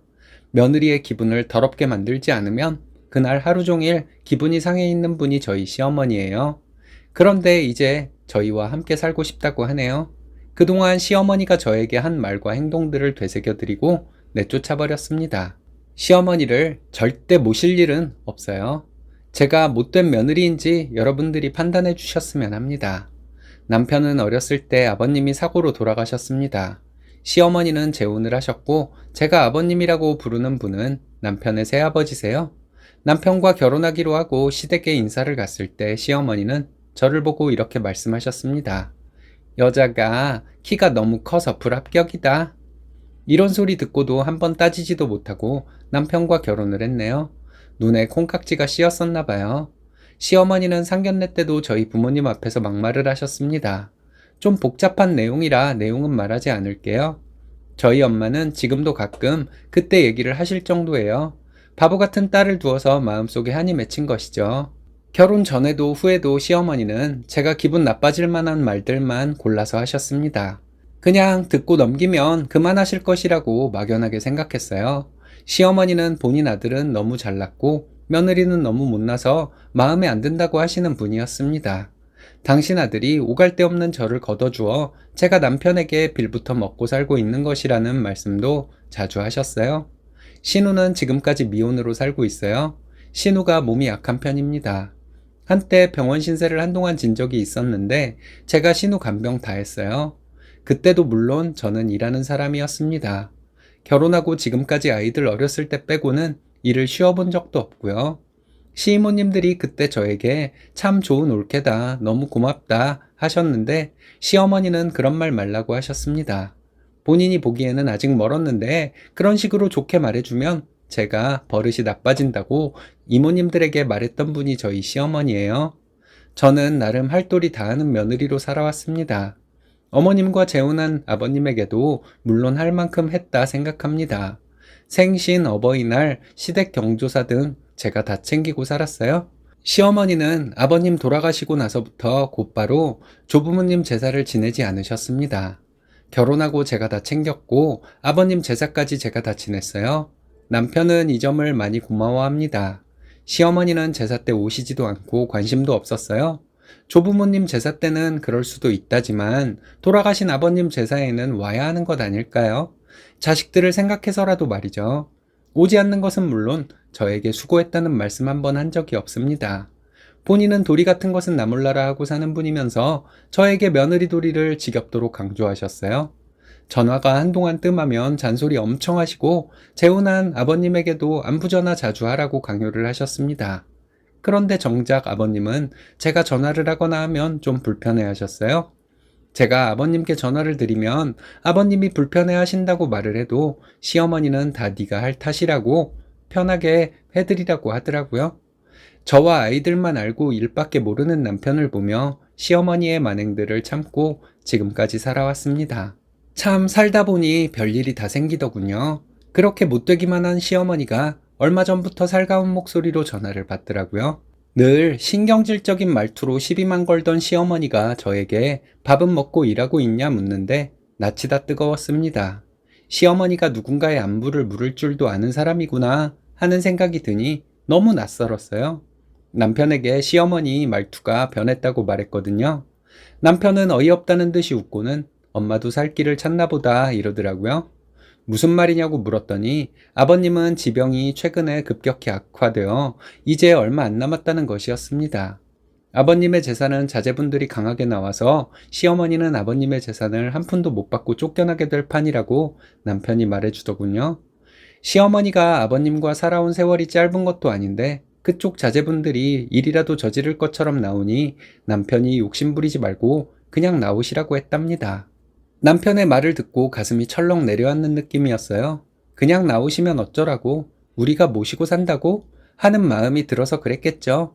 저는 순간 시어머니를 모시고 살아야 한다면 사랑하는 남편과도 못 살고 이혼할 것만 같았습니다. 시어머니를 모시고 살면 저는 정말 너무 스트레스를 받을 것 같았어요.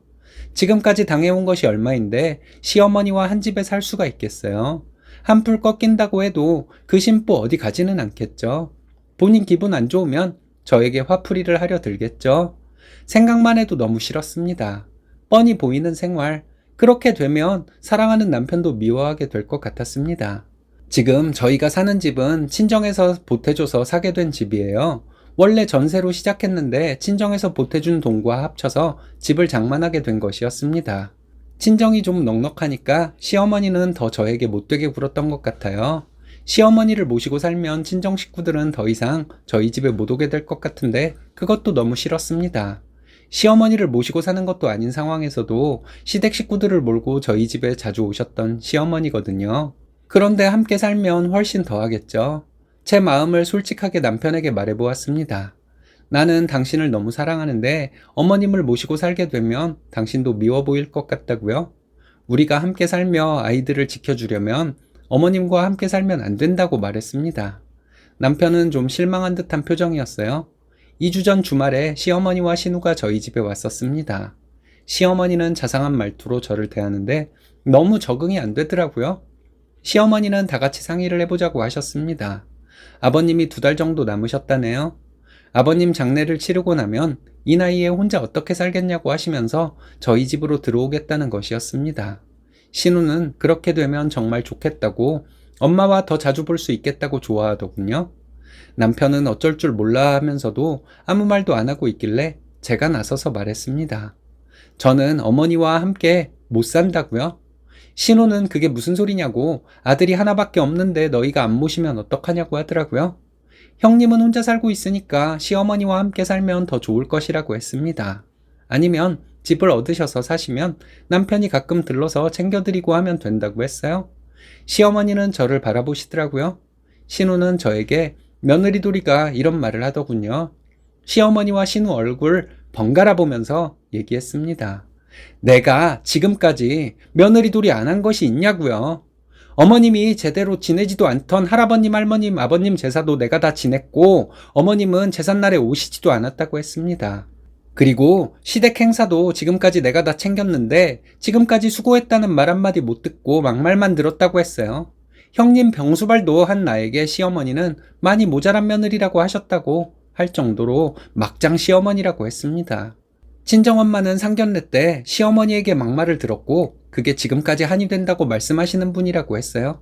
그런 우리 엄마가 해준 집에서 시어머니를 모시고 살라고 한다면 차라리 이혼하겠다고 했습니다. 형님이 모시고 살던지 어머님 혼자 사시던지 저는 어머님을 더 이상 챙겨드리지 않을 것이라고 했습니다. 그리고 앞으로 나는 제사도 안 지낼 것이니 어머님이 형님 도움을 받아 지내던지 알아서 하시라고 했습니다. 저에게 며느리돌이를 그렇게 강요하셨으면서 어머님은 지금까지 며느리돌이를 한 게 없으니 이제부터라도 며느리돌이를 하시라고 했습니다. 자식들의 할아버지 할머니인데 제사를 안 지내는 것이 말이 되냐고 했죠. 이렇게 앞뒤도 안 맞고 막말로 며느리 괴롭히는 재미에 살아오신 어머님을 내가 어떻게 모시고 살 수 있겠냐고 했습니다. 형님에게 얘기했어요. 동생 이혼남 만들고 싶으면 계속 어머님 모시고 살라고 강요하시라고요. 시어머니와 형님은 별말 없이 가셨습니다. 그렇게 기세등등하던 시어머니의 뒷모습이 가냘프게 보이기는 처음이었던 것 같네요. 마음 약해지지 말자 암시를 걸었습니다. 친정에서 해준 집에서 아들이 살고 있는데 친정을 무시하는 말이나 하던 시어머니예요. 절대 마음 약해지지 않을 것입니다. 여기에서 여러분들께 마음 약해지지 않겠다고 다짐하고 약속을 드리려고 이렇게 글을 보내요. 제 얘기 들어주셔서 감사합니다.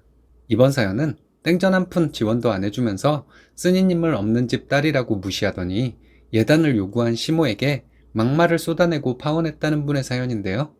함께 보시겠습니다. 안녕하세요. 30살이고 얼마 전까지 예비 신부였습니다. 며칠 전에 남친과 헤어지자고 했어요. 마음도 확실하게 굳혔고요. 누구에게라도 하소연하고 싶어서 이렇게 글을 보냅니다. 저희는 동갑 커플이었어요. 1년 전부터 결혼에 대한 얘기를 시작했고 상견례는 아직 안 했습니다. 올해 11월쯤에 결혼식을 하기로 돼 있었고요. 그 전에 상견례를 하기로 했었네요. 저는 대학을 졸업하고 직장을 다니게 된 지 얼마 안 되어 남친을 만나서 사귀기 시작했습니다. 막연하게나마 결혼하기로 하고 둘 다 열심히 돈을 모았어요. 둘이 모은 돈은 비슷했습니다. 저희 둘 다 집은 평범해요. 제가 모은 돈이 그렇게 많은 것은 아니었고 이 사실은 남친 부모님도 충분히 알고 계셨습니다. 저희가 모은 돈이 얼마 정도 있다는 것을 아시고 남친 부모님은 처음에는 넉넉하지 않게 시작해도 된다고 하셨어요. 알뜰하게 살면 돈이 모이는 것이라고 하셨고 저도 같은 생각이었습니다. 양가 도움 없이 결혼을 하게 되더라도 둘이 모은 돈으로 작게 결혼식을 하면 문제 없을 것이라고 생각했어요. 그런데 여러 가지 문제가 생기더라고요. 결혼은 현실이라는 말을 절감했습니다. 예비 시어머니는 저희에게 신혼여행을 가지 말라고 하셨어요. 가더라도 가까운 곳으로 짧게 다녀오라고 하시더군요. 저는 신혼여행에 대한 환상이 있었습니다. 다른 것은 몰라도 신혼여행은 비용을 좀 드릴 생각이었어요. 그런데 예비 시어머니가 이렇게 말씀을 하시니 결혼하고 나서 언제든 여행을 할 수 있을 것이라 생각하고 뜻에 따르려고 했습니다. 예비 시어머니는 결혼식 장소도 다른 곳으로 변경하라고 하시더군요. 저희가 생각하던 웨딩홀이 별로 안 좋다는 소문이 많다고 하셨는데 어느 후기에도 다 좋다고 나와 있었거든요. 예비 시어머니는 그 웨딩홀이 비싸서 다른 곳으로 하라고 말했던 것 같습니다. 예비 시어머니가 말씀하신 다른 웨딩홀은 싸기는 한데 후기가 정말 별로였어요. 남친은 자기 어머니 말씀을 따르자고 주장했고 저는 싫다고 하면서 남친과 여러 번 싸웠습니다. 남친 말이 웃겼던 게 결혼 후에는 무조건 제 편이 되어줄 테니 지금은 조용히 어른들의 뜻을 따르자고 하더군요. 저희 부모님은 저희가 알아서 하도록 별 말씀 안 하셨어요. 예비 시어머니는 사사건건 반대하시고 저희가 결정한 것을 변경하라고 하셨습니다. 정식 상견례는 아니었고 양가 부모님들이 식사를 한 번 한 적이 있었어요. 그 후에 예비 시어머니는 저희 부모님을 대놓고 무시하는 발언을 하셨습니다. 너네 집이 없는 집이라는 것은 알았지만 이 정도일 줄은 몰랐다. 나중에 너희 부모님이 너희한테 기대는 것 아니냐. 우리 아들이 많이 힘들겠다. 이런 식으로 말씀하셨어요. 근데 양가 경제 수준은 비슷하거든요. 그리고 저희 부모님 자식들에게 뭔가를 요구하거나 하실 분들도 아니에요. 회사에서 프로젝트 때문에 야근도 자주 하고 주말에도 출근해야 하는 동안 예비 시어머니께 전화를 자주 안 했다는 이유로 불려가서 혼나고 온 적도 있습니다. 남친은 저희 부모님께 안부 전화 같은 것은 하지도 않는데 말이죠. 예비 시어머니는 저희 집을 무시했으면서 예단은 거창하게 요구하시더군요. 남친이 장남이라고 하면서 현금 예단과 현물 예단 전부 해오라고 하셨습니다. 처음에는 그런 얘기가 없었어요. 양가 도움 없이 너희 둘이 알아서 하는 결혼이니 거추장스러운 것들 모두 생략하라고 하셨던 분이 갑자기 말을 바꾸셔서 너무 당황스러웠습니다. 예단을 요구하며 하시는 말씀이 나중에 맏며느리가 뭐 해왔냐고 주변에서 물으면 할 말이 있어야 한다는 것이었습니다. 이때도 저는 남친 말만 믿고 참고 있었어요. 결혼하고 나서는 무조건 제 편이 되어주겠다는 말. 며칠 전에 남친 집에 갔다가 참사가 벌어졌습니다. 남친 집에는 점심때 갔어요. 점심을 먹고 예비 시어머니는 저에게 계속 잔소리를 하셨습니다. 내 아들 잘났으니 넌 시집 잘 가는 줄 알아라. 너는 어려운 집에서 자랐으니 다 참고 살아야 한다. 이런 말씀을 하시는데 너무 화가 나더라고요. 듣다 보니 서러워서 눈물이 다 나려고 했습니다. 참다 못해 제가 예비 시어머니에게 그런 말씀 좀 이제 그만하시라 했어요. 우리 부모님 넉넉하게 사시는 분들은 아니어도 자식들에게 손 벌릴 분들은 아니라고 말씀드렸습니다. 어머님은 우리 부모님이 없이 산다고 무시하면서 예단을 그렇게 요구하는 것은 뭐냐고 했죠. 어쨌든 요구하는 대로 예단 다 해온다는데 왜 계속 그렇게 무시하는 발언을 하시냐 했습니다. 말하다 보니 너무 열받더라고요. 저 결혼 안 하겠다고 했습니다. 해주는 것도 없는 부모가 요구만 많은 것을 보니 어머님은 양심도 없는 사람 같다고 이런 미친 집구석에 시집와서 개고생하기 싫다고 했어요. 예비 시어머니는 없는 집 딸을 며느리 삼아주려고 했더니 은혜를 모른다고 하더군요. 그리고는 저보고 후회하지 말래요. 가난한 집에서 며느리 데리고 오면서 해주는 것은 없고 요구는 하는 어머님이 할 소리는 아니라고 했습니다. 옆에서 듣고 있던 남친은 결혼할 때까지만 참으라 하지 않았냐고 소리를 지르더라고요. 어머님이 이렇게 양심 없는 짓을 해도 말 한마디 못하는 멍청이가 결혼하면 말문이 트이냐고 했어요. 결혼하고 나면 네 엄마 편을 아주 대놓고 들겠지 하면서 개소리에 안 속는다고 했습니다. 예비 시어머니는 너를 며느리 삼으면 너희 집에 들어갈 돈이 얼마나 많을 텐데 네가 복받은 줄 모르고 이런 식으로 하냐고 하시더군요. 우리 집이나 여기나 별 차이도 없는데 말도 안 되는 소리 하지 마시라고 했습니다. 어머님같이 양심 없는 사람이 우리 집에 돈 들어가는 거 보고 가만히 있을 사람이 아니란 것도 안다고 했습니다. 어머니 목적은 저희 집이 없는 집이라고 하며 나를 기죽여서 제 멋대로 휘두르려 하는 것이라고 했습니다. 그런 짓은 저한테 안 통한다 했죠. 예비 시어머니는 너 같은 애가 우리 아들 같은 남자 만날 수 있을 것 같냐고 소리를 지르길래 내가 이렇게 젊고 예쁜 데다가 우리 부모님이 좋은 분들이라서 남친보다 더 좋은 남자 만날 수 있을 것이라 했습니다. 내가 결혼할 운이 없어서 결혼을 못하게 되더라도 이런 양심 없는 집구석에 시집 올 일은 없을 것이라고 했습니다. 더 이상 할 말도 없고 미련도 없다고 했습니다. 남친은 갑자기 예비 시어머니에게 엄마가 잘못한 것이라 말하더군요. 그러면서 자기 엄마에게 사과하라고 하는데 저는 이제 사과해도 소용없다고 했습니다. 어머니같이 양심 없는 사람이 사과를 한다고 해도 그게 진심이겠냐고, 사과해놓고 결혼하기만 하면 가만 안 두겠다고 속으로 벼르기나 할 것이라고 했어요. 그냥 깔끔하게 여기서 정리하자고 했습니다. 남친이 다른 여자 데리고 오면 그때도 똑같이 해보시라고, 아마 거지 취급 당하실 것이라고 말하고 나왔습니다. 그렇게 남친과 파혼을 했는데 그동안 하지 못하고 소가리만 하다가 할 말 시원하게 하고 오니 가슴이 뻥 뚫리는 것 같네요. 제가 전화를 받지 않으니 남친은 문자를 보냈더라고요. 예단 얘기도 없는 것으로 하고 자기 어머니가 저에게 사과를 하도록 할 테니 만나서 얘기하자고 하는데 저는 싫다고 답장했습니다. 지금까지 너는 뭐 했는지 모르겠다고 말하고 여기서 그만하자고 했는데 남친은 계속 문자로 저를 달래고 있는 중입니다. 알콩달콩 신혼생활을 즐기고 예쁨 받는 며느리로 살게 될 것이라고 믿으며 예비 시어머니의 요구사항을 들어주려고 했는데 그게 잘못이었던 것 같습니다. 파혼이 전혀 아쉽지 않아요. 시원하기만 하네요. 제 얘기 들어주셔서 감사합니다. 모두들 즐거운 주말 보내세요. 이번 사연은 친정어머니에게 전화해서 소리 지르며 막말을 한 시어머니에게 평생 그렇게 막말을 하고 살 것이냐며 눈눈이 이해하고 연 끊었다는 며느님의 사연인데요. 함께 보시겠습니다. 안녕하세요. 결혼한 지 2년 된 아기 엄마예요. 저희 아기는 5개월이고 젖먹이 아기입니다. 남편과는 2살 차이 나고 결혼도 많은 우여곡절 끝에 했습니다. 기분 상하는 일이 참 많았는데 파혼하지 않고 결혼한 것을 보면 남편을 제가 많이 사랑했나 봐요. 저는 시댁이 너무 싫었어요.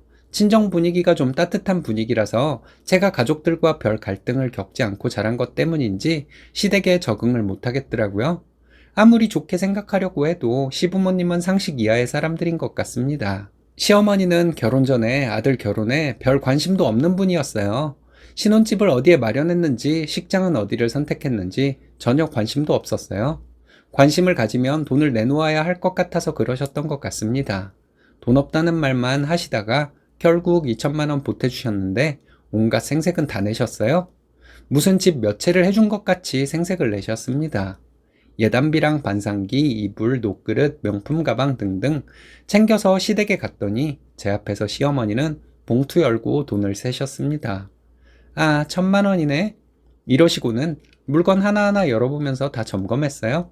그리고 만족한 표정으로 변하더니 너 예물은 적게 해라. 욕심내지 마. 라고 하셨죠. 눈치 없는 시아버지는 올 때 회는 안 떠왔냐고 하셨어요. 시아버지가 회를 좋아하세요. 그래서 제가 갈 때마다 회를 떠갔거든요.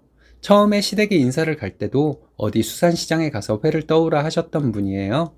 파혼 위기가 몇 번 있었지만 제가 눈에 콩깍지가 씌었는지 우여곡절 끝에 결혼을 했습니다. 신행 다녀와서 시댁에 인사를 드리러 갔는데 시어머니는 저한테 이렇게 말씀하셨어요. 너 그거 아니? 막내 며느리가 제일 만만하다. 저를 째려보듯이 보면서 이 말씀을 몇 번을 하셨습니다. 이게 말로만 듣던 기선제압인가 싶었어요. 대꾸할 말도 떠오르지 않아 시어머니를 멀뚱멀뚱 쳐다보기만 했습니다. 다음번에 시아버지께서 오라고 하셔서 갈 때 시댁에 잘 해드리겠다는 마음으로 이것저것 사가지고 갔어요. 저희가 들고 간 것은 거들떠도 안 보고 시어머니는 이상한 소리만 하셨습니다. 너 땡땡이 시험 본다고 찹쌀떡 사줬다며? 그 떡이 맵쌀이 섞였나 보다. 걔가 떨어졌잖니? 이런 얘기를 하셨어요. 사촌 시동생이 임용시험 중이거든요. 시험 보기 전에 제가 찹쌀떡을 보낸 걸 가지고 이런 말씀을 하신 거예요. 시험에 떨어진 것이 찹쌀떡을 사서 보낸 제 탓이라니 정말 어이없었습니다. 그 후에 한 번은 시댁에 갔는데 시어머니가 이러셨어요. 너희 돈 버는 거 나한테 맡겨라. 내가 생활비로 쓰고 남으면 저축해줄게. 이러시더군요. 미친 사람인 줄 알았네요. 그냥 마음속으로 잘할 필요가 없는 분이구나. 잘하면 더 요구만 할 뿐이겠네. 이러고 잘하려던 마음 접었습니다. 저희 결혼하고 한 달 만에 아이가 생겼어요. 시부모님에게 축하한다는 말씀 한 번도 못 들었습니다. 다른 말도 안 했으면 제가 시어머니를 이렇게 무시하게 되지는 않았을 거예요. 시부모님께 맛있는 거 사달라는 말도 한 번 안 했는데 시어머니는 너 친정 있잖아. 친정에 가서 맛있는 거 사달라고 해. 이러더라고요. 언제 제가 맛있는 거 사달라고 했냐고요. 너 친정 있는데 내가 뭐 반찬이나 그런 거 해줄 필요 없지? 이런 말씀도 하셨어요. 시어머니가 해주시는 반찬 원하지도 않았고 어떤 반찬이 먹고 싶다거나 하는 말도 한 적이 없는데 이런 말씀을 하시더군요. 애 태어나면 친정엄마한테 키워달라고 해라. 내가 시어머니와 잠시도 함께 있고 싶지 않은데 아이를 봐달라고 부탁을 하겠냐고요. 도대체 이런 말씀은 왜 하셨는지 지금도 이해가 안 가네요. 예정일이 보름 정도 남았을 때 시어머니는 백화점으로 저를 끌고 가셨어요. 이것저것 고르더니 한 40만 원 나오니까 20만 원은 내가 내줄 테니까 나머지는 꼭 갚아. 꼭 갚아야 된다. 이러고는 곧바로 너네 이제 명절에 올 때 나랑 아버지랑 봉투 2개로 해. 따로 주란 말이야. 이러시더군요. 아기 침대가 비싸니까 이런 거 친정엄마한테 해달라고 해. 너네 친정은 뭘 해준다니? 나는 이런 것도 해줬는데. 이러셨어요. 내가 굳이 병원 갈 필요 있겠냐? 너희끼리 알아서 잘 나아라. 너 친정 있잖니? 이런 말씀도 하셨습니다. 남편이 이때 시어머니께 왜 그런 식으로 말씀을 하시냐고 했더니 내 입 가지고 하고 싶은 말도 못하냐고 성질을 내더군요. 아이 낳고 병원에 있는데 시어머니는 우셔서 10만 원이 든 봉투 주고 가셨어요. 그리고 시아버지 칠순 때 너네 삼형제 200씩 준비하라고 통보하고 가셨습니다. 가장 화가 났던 것은 아이가 2.7kg로 태어났는데 아이가 작다고 시어머니는 제 임신 중에 다이어트 했다며? 그래서 애가 저렇게 작게 태어났냐? 이러셨습니다. 이 말은 남편도 들었는데 그때서야 시어머니에게 뭐라 하더라고요. 그동안 아무런 중간 역할도 하지 않았으면서요. 저도 그동안 어른들께 잘해야 한다는 가르침을 받고 자랐고 우리나라 며느리는 시댁에 좀 눌려 산다는 무의식이 자리 잡고 있었던 것 같습니다. 그래서 시어머니의 여러 가지 몰상식한 말들을 듣고도 그냥 흘려듣고 말았나 봐요. 근데 아이가 연관된 말을 들으니 그냥 못 지나가겠더라고요. 그래서 제가 시어머니께 말했어요. 어찌 말을 그렇게 하시냐. 아이 가진 엄마가 어떻게 몸매 관리를 한다고 다이어트를 하겠냐. 확인된 사실을 말씀하신 것이냐. 대체 왜 그렇게 막말을 하시냐. 했더니 어른에게 싸가지 없게 군다고 하면서 그날 저녁에 친정엄마에게 딸 교육을 어떻게 시켰길래 얘가 이러냐고 소리를 질렀다고 합니다. 저희 엄마 당황하셔서 흥분을 가라앉히고 나서 얘기하자고 하셨대요. 전후 사정을 다 알게 되고 저희 엄마는 남편에게 말했어요. 그렇게 무식하고 몰상식한 사람은 처음 본다. 이렇게 말하시고 이런 무식한 행동 다시는 못하도록 남편이 알아서 하라고 하셨습니다. 그 후로 시댁과는 연락도 잘 안 하고 찾아뵙지도 않고 지냈어요. 친정에서 명절 때마다 시댁에 선물을 보내고 그랬는데 답례는커녕 감사 인사조차 없어서 이상하다 생각하고 있는데 이런 일이 생겼던 것이죠.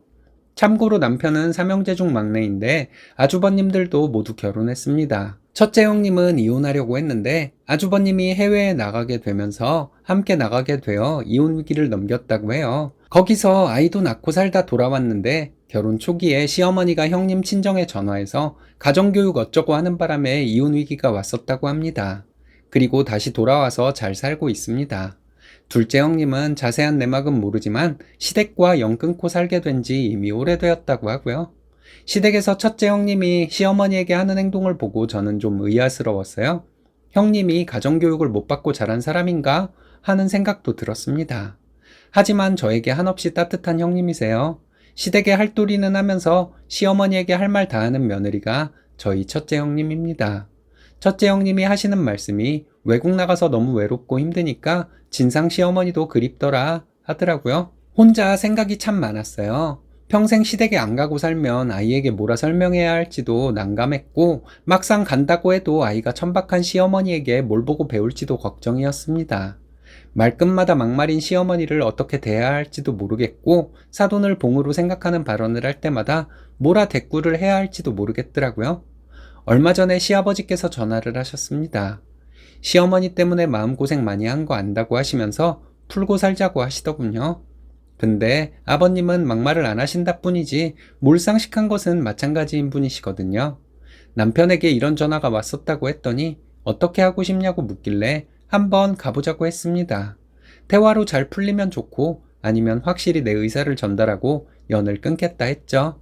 남편은 제가 원하는 대로 하라고 하더군요. 이번에는 본인도 제 편에서만 얘기할 것이라고 했어요.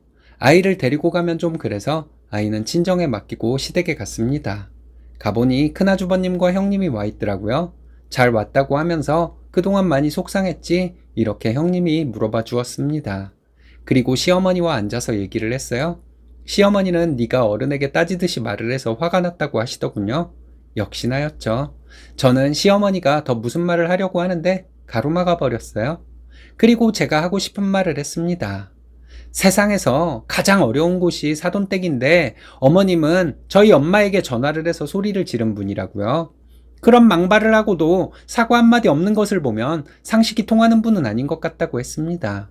형님에게는 죄송하지만 앞으로 시댁에 안 올 것이라고 했더니 형님은 그 마음 이해한다고 마음 가는 대로 하라고 하더라고요. 아이를 안 데리고 온 이유도 어머님이 아이 태어났을 때 헛소리를 하셨기 때문이라고 했어요. 어머님 말본새가 그런데 애가 보고 배울까봐 더더욱 여기 못 온다고 했습니다. 시아버지는 며느리가 이렇게 당돌하게 말을 하는 법이 어디 있냐고 하셨습니다. 저는 바로 대꾸했죠. 어머님같이 무식한 분에게는 그래도 된다고요. 남편이 자기도 이제 여기 안 온다고 하면서 연락도 하지 마시라고 했습니다. 둘째 아주버님 내외를 봐도 그렇고 우리를 봐도 그렇지 않냐고. 며느리뿐만 아니라 아들들까지 이렇게 부모님과 연을 끊고 살려는데 도대체 시어머니 입에서 어떤 막말들이 쏟아져 나와서 이렇게 되는지 생각해 보시라고 했습니다. 아버님이 전화로 풀고 살자고 하셔서 조금 기대도 하고 왔다고 했어요. 그런데 아니나 다를까 적반하장을 하고 계시다고. 오늘 올 때 만약 어머님이 적반하장을 하면 연 끊을 것이라고 남편과 얘기하면서 왔다고 했습니다. 여기 계신 첫째 형님께는 죄송하지만 저희도 어쩔 수 없다고 했죠. 형님은 제 마음 충분히 이해한다고 하면서 본인도 앞으로 어떻게 될지 모르겠다고 했습니다. 형님은 시부모님과 연 끊고 살더라도 우리 동서들과는 잘 지내고 싶다고 하더군요. 웃으면서 여유롭게 얘기를 하는데 형님이 참 부러웠네요. 남편이 시부모님께 이 사람 평생 마음 안 풀릴 테니 그리 알고 사세요 하면서 저를 데리고 나왔습니다.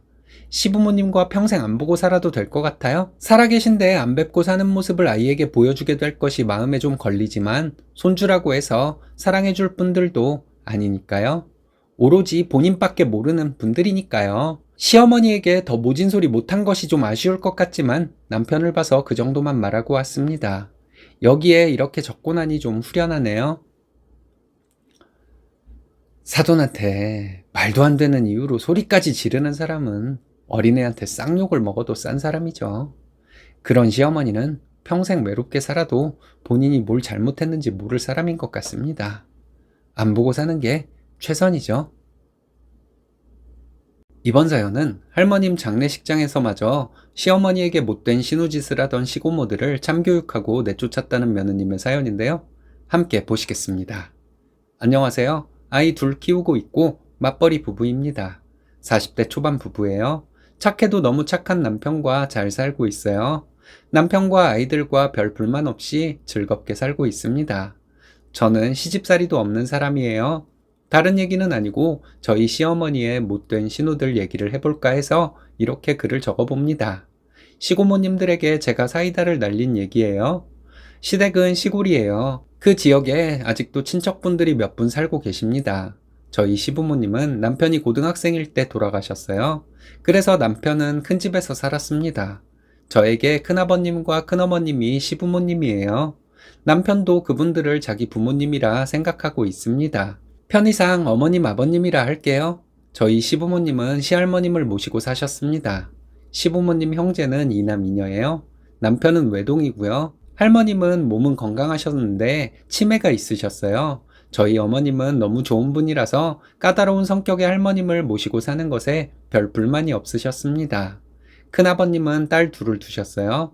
어머님을 닮아 너무 착한 딸들이에요. 저에게는 너무 좋은 친구들이자 시누이들입니다. 시부모님은 저를 만나면 항상 고맙다, 수고가 많다 하셨습니다. 칭찬을 많이 해주시는 좋은 분들이에요. 저희 아이들을 보면 친손주를 보듯이 많이 예뻐해 주십니다. 작년 겨울에 할머님이 돌아가셨어요. 장례식장에서 시고모님들이 저희 어머님에게 욕을 하더군요. 제가 가만히 있을 수 있나요? 사고 한번 쳤네요. 시고모님들은 할머님이 쥐고 계시던 재산을 몰래 빼다가 탕진해버린 분들이에요. 저희 어머님은 그런 시누이들 때문에 마음고생 많이 하신 분이십니다. 하지만 항상 밝은 표정으로 지내는 분이세요. 저는 평소에 이런 생각을 했어요. 고모님들이 아무리 딸들이라도 어머님께 돈 한 푼 안 주는 것이 너무한다고요. 물론 어머님께 고생한다는 말도 한 번 한 적이 없답니다. 가끔 고모님들이 어머님한테 너무한다 싶을 때 나서고 싶었지만 그 고모들 제가 못 당한다고 남편이 말리곤 했어요. 할머님 장례식장에서 고모님들은 저희 어머님 때문에 할머님이 돌아가신 것이라고 소리를 지르고 난리를 쳤어요. 할머님을 요양원에 모셨는데 며칠 안 되어 할머님이 돌아가셨어요. 저희 어머님이 몸이 너무 안 좋아서 고모님들에게 할머님을 한동안만 모시고 있어달라고 부탁했다고 합니다. 그런데 고모님들은 이런 지하에 거절을 하셨어요. 할머님은 90이 넘은 연세에 치매가 있기는 했지만 그렇게 심한 것은 아니라서 모시기 그렇게 힘든 정도도 아니었습니다. 마음씨도 고운 분이라서 할머님은 저희 어머님께 항상 고맙다고 하시는 분이었어요. 저희 어머님이 몸이 너무 안 좋으셔서 어쩔 수 없이 할머님을 요양원에 모시게 되었습니다. 그런데 요양원에 가신 지 며칠 안 되어 할머님이 돌아가신 거예요. 저희 어머님은 할머님을 요양원에 모시고 나서 수술을 받으시려 했던 것인데 이런 사실을 다 알면서 고모님들은 할머님을 거절했던 거죠. 이런 속사정을 다 알면서 고모님들은 장례식장에서 저희 어머님이 할머님을 돌아가시게 만들었다고 난리를 쳤습니다. 효녀인 척을 하면서 울고불고 하더니 저희 어머님을 원망하는 것이었습니다. 다른 상가 조문객들이 구경을 올 정도로 고모님들은 시끄럽게 욕을 하고 울부짖고 그랬어요. 고모님들은 없는 얘기도 지어내더군요. 저희 어머님이 할머님을 모시고 살 때 먹을 것도 제대로 안 주고 구박을 했다며 난리를 쳤습니다. 저희 어머님은 죄인처럼 가만히 계셨어요. 저는 너무 어이가 없어서 어머님 대신에 고모님들에게 얘기를 했습니다. 고모님, 왜 없는 얘기를 지어내세요? 누가 들으면 고모님들 말이 진짜인 줄 알겠어요? 했더니 큰 고모님이 어딜 어른에게 덤비냐고 하시더군요. 왜 저희 어머님을 원망하세요? 고모님이 몸이 안 좋아서 수술 받아야 한다고 고모님들한테 할머님을 부탁했을 때 바로 거절하셨잖아요. 할머님을 지금까지 잘 모신 우리 어머님한테 도대체 왜 그러세요? 고모님들은 할머님 재산 몰래 빼가서 탕진했으면서 할머님한테 용돈이라도 한번 드린 적 있으세요? 아버님도 몸이 안 좋으신데 할머님 못 모신다고 거절했던 고모님들이 그런 소리를 하실 수 있어요? 지금까지 우리 어머님한테 고맙다는 말도 한 번 안 한 분들이 이제 와서 효녀인 척은 하지 말아야죠. 고모님들이 재산을 빼가지만 않았더라도 더 좋은 집에서 사셨을 거고 어머님도 안 아프셨을 거예요. 그럼 할머님도 안 돌아가셨을 거고요. 할머님을 돌아가시게 만든 건 고모님들이에요. 왜 미쳐 날뛰세요? 이렇게 말했는데 저희 어머님은 울기만 하고 계셨습니다. 신우들이 왔고 내막을 몰라 의아해하고 있었습니다. 제가 고모님들에게 소리를 지르며 이런 말을 하고 있을 때 아버님과 남편은 일 때문에 잠시 나갔다 들어왔거든요. 저희 아버님도 그렇게 건강한 분은 아니에요. 그렇지만 한 직장 계속 다니면서 성실하게 살아오신 분이십니다. 남편 부모님 돌아가셨을 때 유산도 아버님이 가지고 계시다가 그대로 남편에게 준 분이세요. 고모님들이 탐이 나서 본인들이 맡겠다고 한 거 저희 아버님이 고모님들과 싸워가며 끝끝내 지켜주셨거든요. 작은 고모님이 집안에 여자가 잘 들어와야 한다고 말하더니 어른에게 큰 소리를 치는 며느리가 들어왔다고 하시길래 제가 이렇게 말했습니다. 여기 어머님과 저는 잘 들어온 며느리예요. 할머님 모시면서 우리 어머님은 수술도 미루고 아픈 거 견디고 계셨는데 얼마나 착한 며느리예요. 없는 살림에 할머님 따뜻하게 계시도록 하려고 얼마나 노력했는데요. 고모님은 다른 집 며느리니까 고모님 시댁에나 신경 쓰세요. 고모님 같은 못돼 먹은 딸이 못된 며느리 짓이나 하겠지만요. 이렇게 막말을 했습니다. 저희 어머님이 아가 이제 그만해. 내가 못나서 할머니가 돌아가신 건 맞는 말인데 뭐 이러시는데 제가 또 너무 화가 나더라고요. 어머님이 뭘 잘못했어요? 치매 걸린 할머니 모시고 살면서 시조카 걷어주신 훌륭한 어머니잖아요. 이렇게 천사 같은 분이 어디 있어요? 땡땡 아빠가 결혼 전에 자기는 부모님도 없고 평범한 시댁도 아니라서 미안하다 했는데 큰아버님 큰어머님 같은 좋은 부모님이 있는데 뭐가 미안하다고 하는 거냐고 제가 막 소리 지르고 그랬어요. 어머님, 아버님 같은 시부모님을 만나게 돼서 저는 하늘에 감사했어요. 저 어머님 건드리는 사람들 누구도 용서 못해요. 저만 믿고 어머님은 기펴고 계세요. 이러고 저는 어머님을 안아드렸습니다. 남편이 바람 좀 쐬고 오자고 해서 나갔다가 한참 대성통곡하고 들어갔네요. 밖에 있는데 큰 소리가 나더니 고모님들이 나오더라고요. 아버님이 쫓아나오시면서 니년들은 인간도 아니니 여기 있지도 말라고 했답니다. 그러고 나서 할머님 장례를 지내고 왔어요. 그날 이후에 시댁에 자주 찾아갔습니다. 할머님 돌아가시고 시부모님이 허전해 하실 것 같아서요. 저희 어머님은 수술 받으시고 많이 좋아지셨어요? 신우가 저에게 자기 엄마 그렇게 감싸줘서 고맙다고 문자가 왔습니다. 참 예쁜 신우들이에요. 앞으로도 저희 어머님 제가 지켜드릴 거예요. 내가 있는데 어딜 감히 어머님한테 못된 신우짓을 하려고 하나요? 이번 사연은 몇 시간씩 잔소리와 훈계를 하는 시어머니에게 쌍욕을 하고 연을 끊었다는 며느님의 사연인데요. 함께 보시겠습니다. 결혼 5년 차입니다. 2달 전에 시어머니에게 연자 들어가는 욕을 하고 연 끊었습니다. 오랜 세월 시어머니 잔소리에 너무 괴로웠어요. 내 마음을 모르고 시어머니 편만 들던 남편에게 이혼하자고 했습니다. 시어머니를 떠올리며 혼자 욕을 하기도 하고 소리를 지르기도 해요. 2달 정도 지나니 많이 좋아진 것 같기는 합니다. 제가 앞으로 어떻게 해야 할지 모르겠네요. 시어머니는 하나부터 열까지 저에게 잔소리를 하셨습니다. 제가 탄산음료를 마시는 모습을 보고 시어머니는 탄산음료의 안 좋은 점을 몇 시간 동안 쫓아다니면서 강의를 하더군요. 시어머니 본인은 가족들 누구도 탄산음료를 못 먹게 했다며 잔소리를 했어요. 탄산음료를 많이 먹으면 안 좋다는 것을 누가 모를까요? 시어머니는 한 가지 주제로 이렇게 몇 시간씩 잔소리를 하는 분이세요. 시어머니는 가끔 저에게 뭘 물어봐요. 떠보듯이 물어보십니다. 아는 대로 대답을 하면 저에게 또 몇 시간 동안 그것에 대해 설명을 하셨습니다. 저희 아이가 아직 한글을 모른다고 했더니 왜 아직도 그런 것을 안 가르쳤냐 하시면서 한글의 자음과 모음에 대해 강의를 하셨습니다. 제가 아는 내용이라고 해도 소용이 없어요. 끝까지 당신 강의를 하십니다. 제가 시어머니에게 양치를 할 때 사랑니가 있는 곳까지 칫솔질을 하셔야 한다면서 방법을 알려드린 적이 있습니다. 분명 제가 알려드린 것인데 시어머니는 그 사실을 잊으셨는지 몇 달 후에 저에게 양치질하는 법을 1시간 넘게 설명해 주셨어요. 시어머니는 아침마다 저에게 전화를 했습니다. 전화로 남편 아침을 차려주었는지 꼭 물어보셨어요. 제가 대답하는 것은 듣지도 않고 아침 식사의 중요성을 전화로 한참 얘기하셨습니다.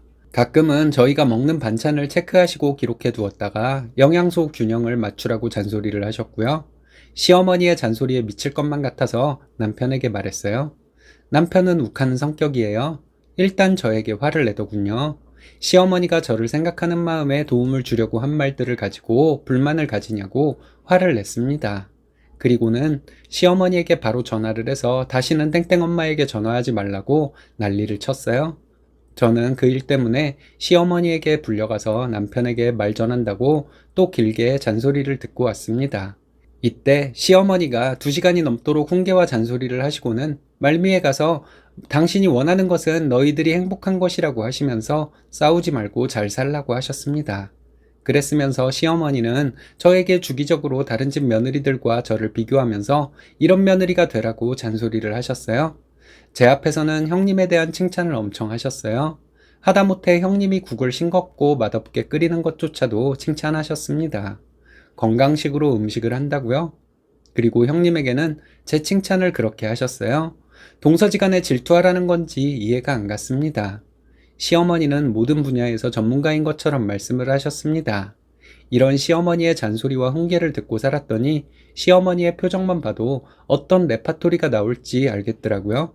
저는 순진한 건지 멍청한 건지 시어머니가 뭔가를 물어보면 도망을 쳐야 하는데 아는 대로 대답하고 있다가 몇 시간씩 교육을 받았습니다. 너무 힘들었네요. 설거지를 하는 방식에도 시어머니에게는 의미가 있었어요. 설거지를 하는 방식을 보면 성격을 알게 된다고 하시며 제 성격에 대해 훈계를 하셨습니다. 좀 쌀쌀한 날 아이에게 조끼를 입혔는데 애 덥게 조끼를 입혔다고 잔소리를 하시더니 벗기니까 벗겼다고 잔소리를 하시더군요. 아이가 시어머니가 잔소리하는 것을 흉내내어 저에게 잔소리를 했습니다. 아이의 이런 모습에 저는 경악을 했어요. 아이가 저에게 이런저런 잔소리를 하길래 그런 얘기는 누구한테 들었냐 물었더니 할머니가 둘만 있을 때 엄마에게 얘기해 주라고 했다는 거예요. 아이까지 이렇게 되니 더 이상은 안 되겠다는 생각이 들었습니다. 시어머니를 떠올리기만 해도 구역질이 나오고 만나면 얼굴을 쳐다보기가 너무 힘들었습니다. 무심한 듯한 말투로 몇 시간씩 잔소리를 하던 시어머니, 제가 반대 의견을 말하기라도 하면 인신공격을 섞어가며 저를 꺾으려던 시어머니가 생각나면 정말 가슴이 떨려 잠도 잘 못 잤네요. 시어머니에게 대꾸도 하지 못하고 자꾸 피하기만 하려는 제 자신이 너무 싫고 심장이 너무 빨리 뛰는 것을 보니 이게 공황장애인가 싶기도 했습니다. 한동안 시어머니의 전화를 피했습니다. 시어머니가 남편에게 전화를 해서 뭐라 하셨나 봐요. 남편이 저에게 왜 시어머니 전화를 안 받냐고 따지더라고요. 솔직한 제 심정을 말하면 또 남편이 욱할까봐 말하지도 못했어요.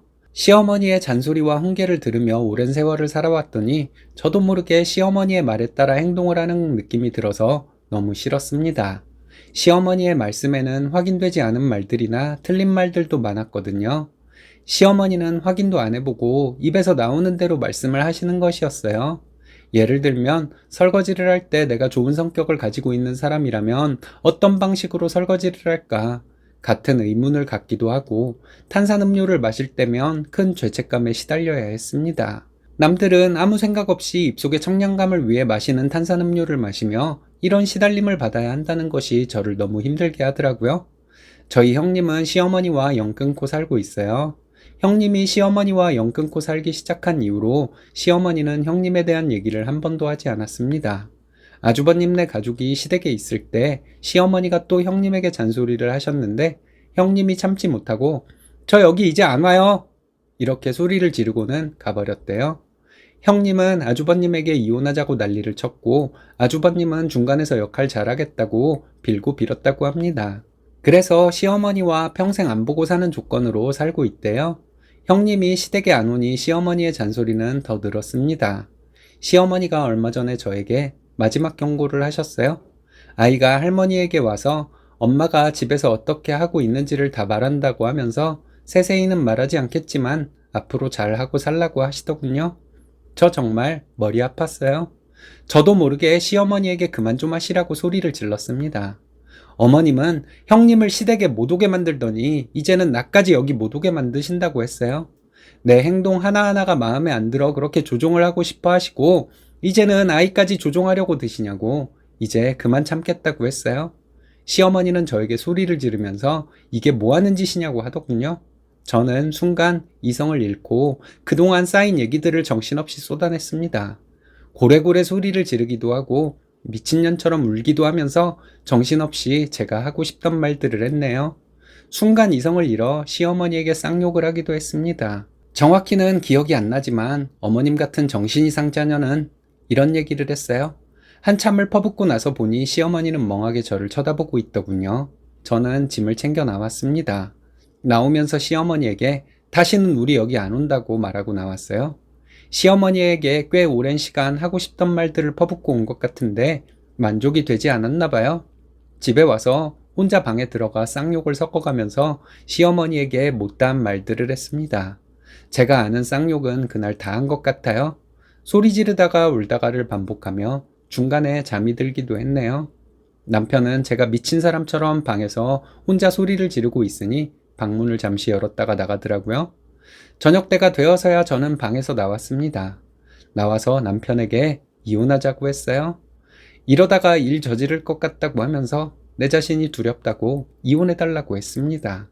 남편은 저에게 사과를 하면서 이혼만은 안 된다고 했는데 저는 제발 이혼해달라는 말만 했던 것 같습니다. 한동안 남편은 저에게 잘못했다고 마음 풀라고 저를 달랬고 저는 남편에게 계속 서류를 쓰자는 말만 했어요. 이런 식으로 2달이 지났네요. 2달간 시어머니를 안 보고 살았더니 마음이 한결 가벼워졌습니다. 제가 가벼운 마음으로 하루하루를 보내니 아이도 밝아지는 것 같은 느낌이 들어 너무 좋았습니다. 남편은 퇴근하면 곧바로 집으로 들어와 아이와 놀아주기도 하고 집안일도 합니다.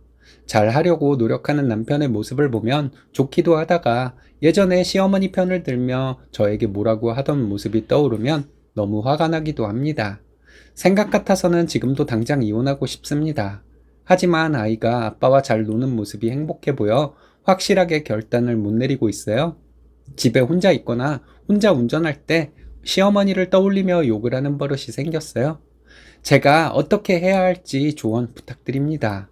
중얼거리는 증상에 대한 조언도 필요하고 이혼에 대한 조언도 필요합니다. 시몬은 정말 악인 중에 악인이네요. 시몬은 혼자만 잘났고 남들은 본인 말을 들어야 한다는 신과 같은 존재인 줄 아나 봅니다. 많은 분들의 위로와 조언이 필요한 사연인 것 같네요.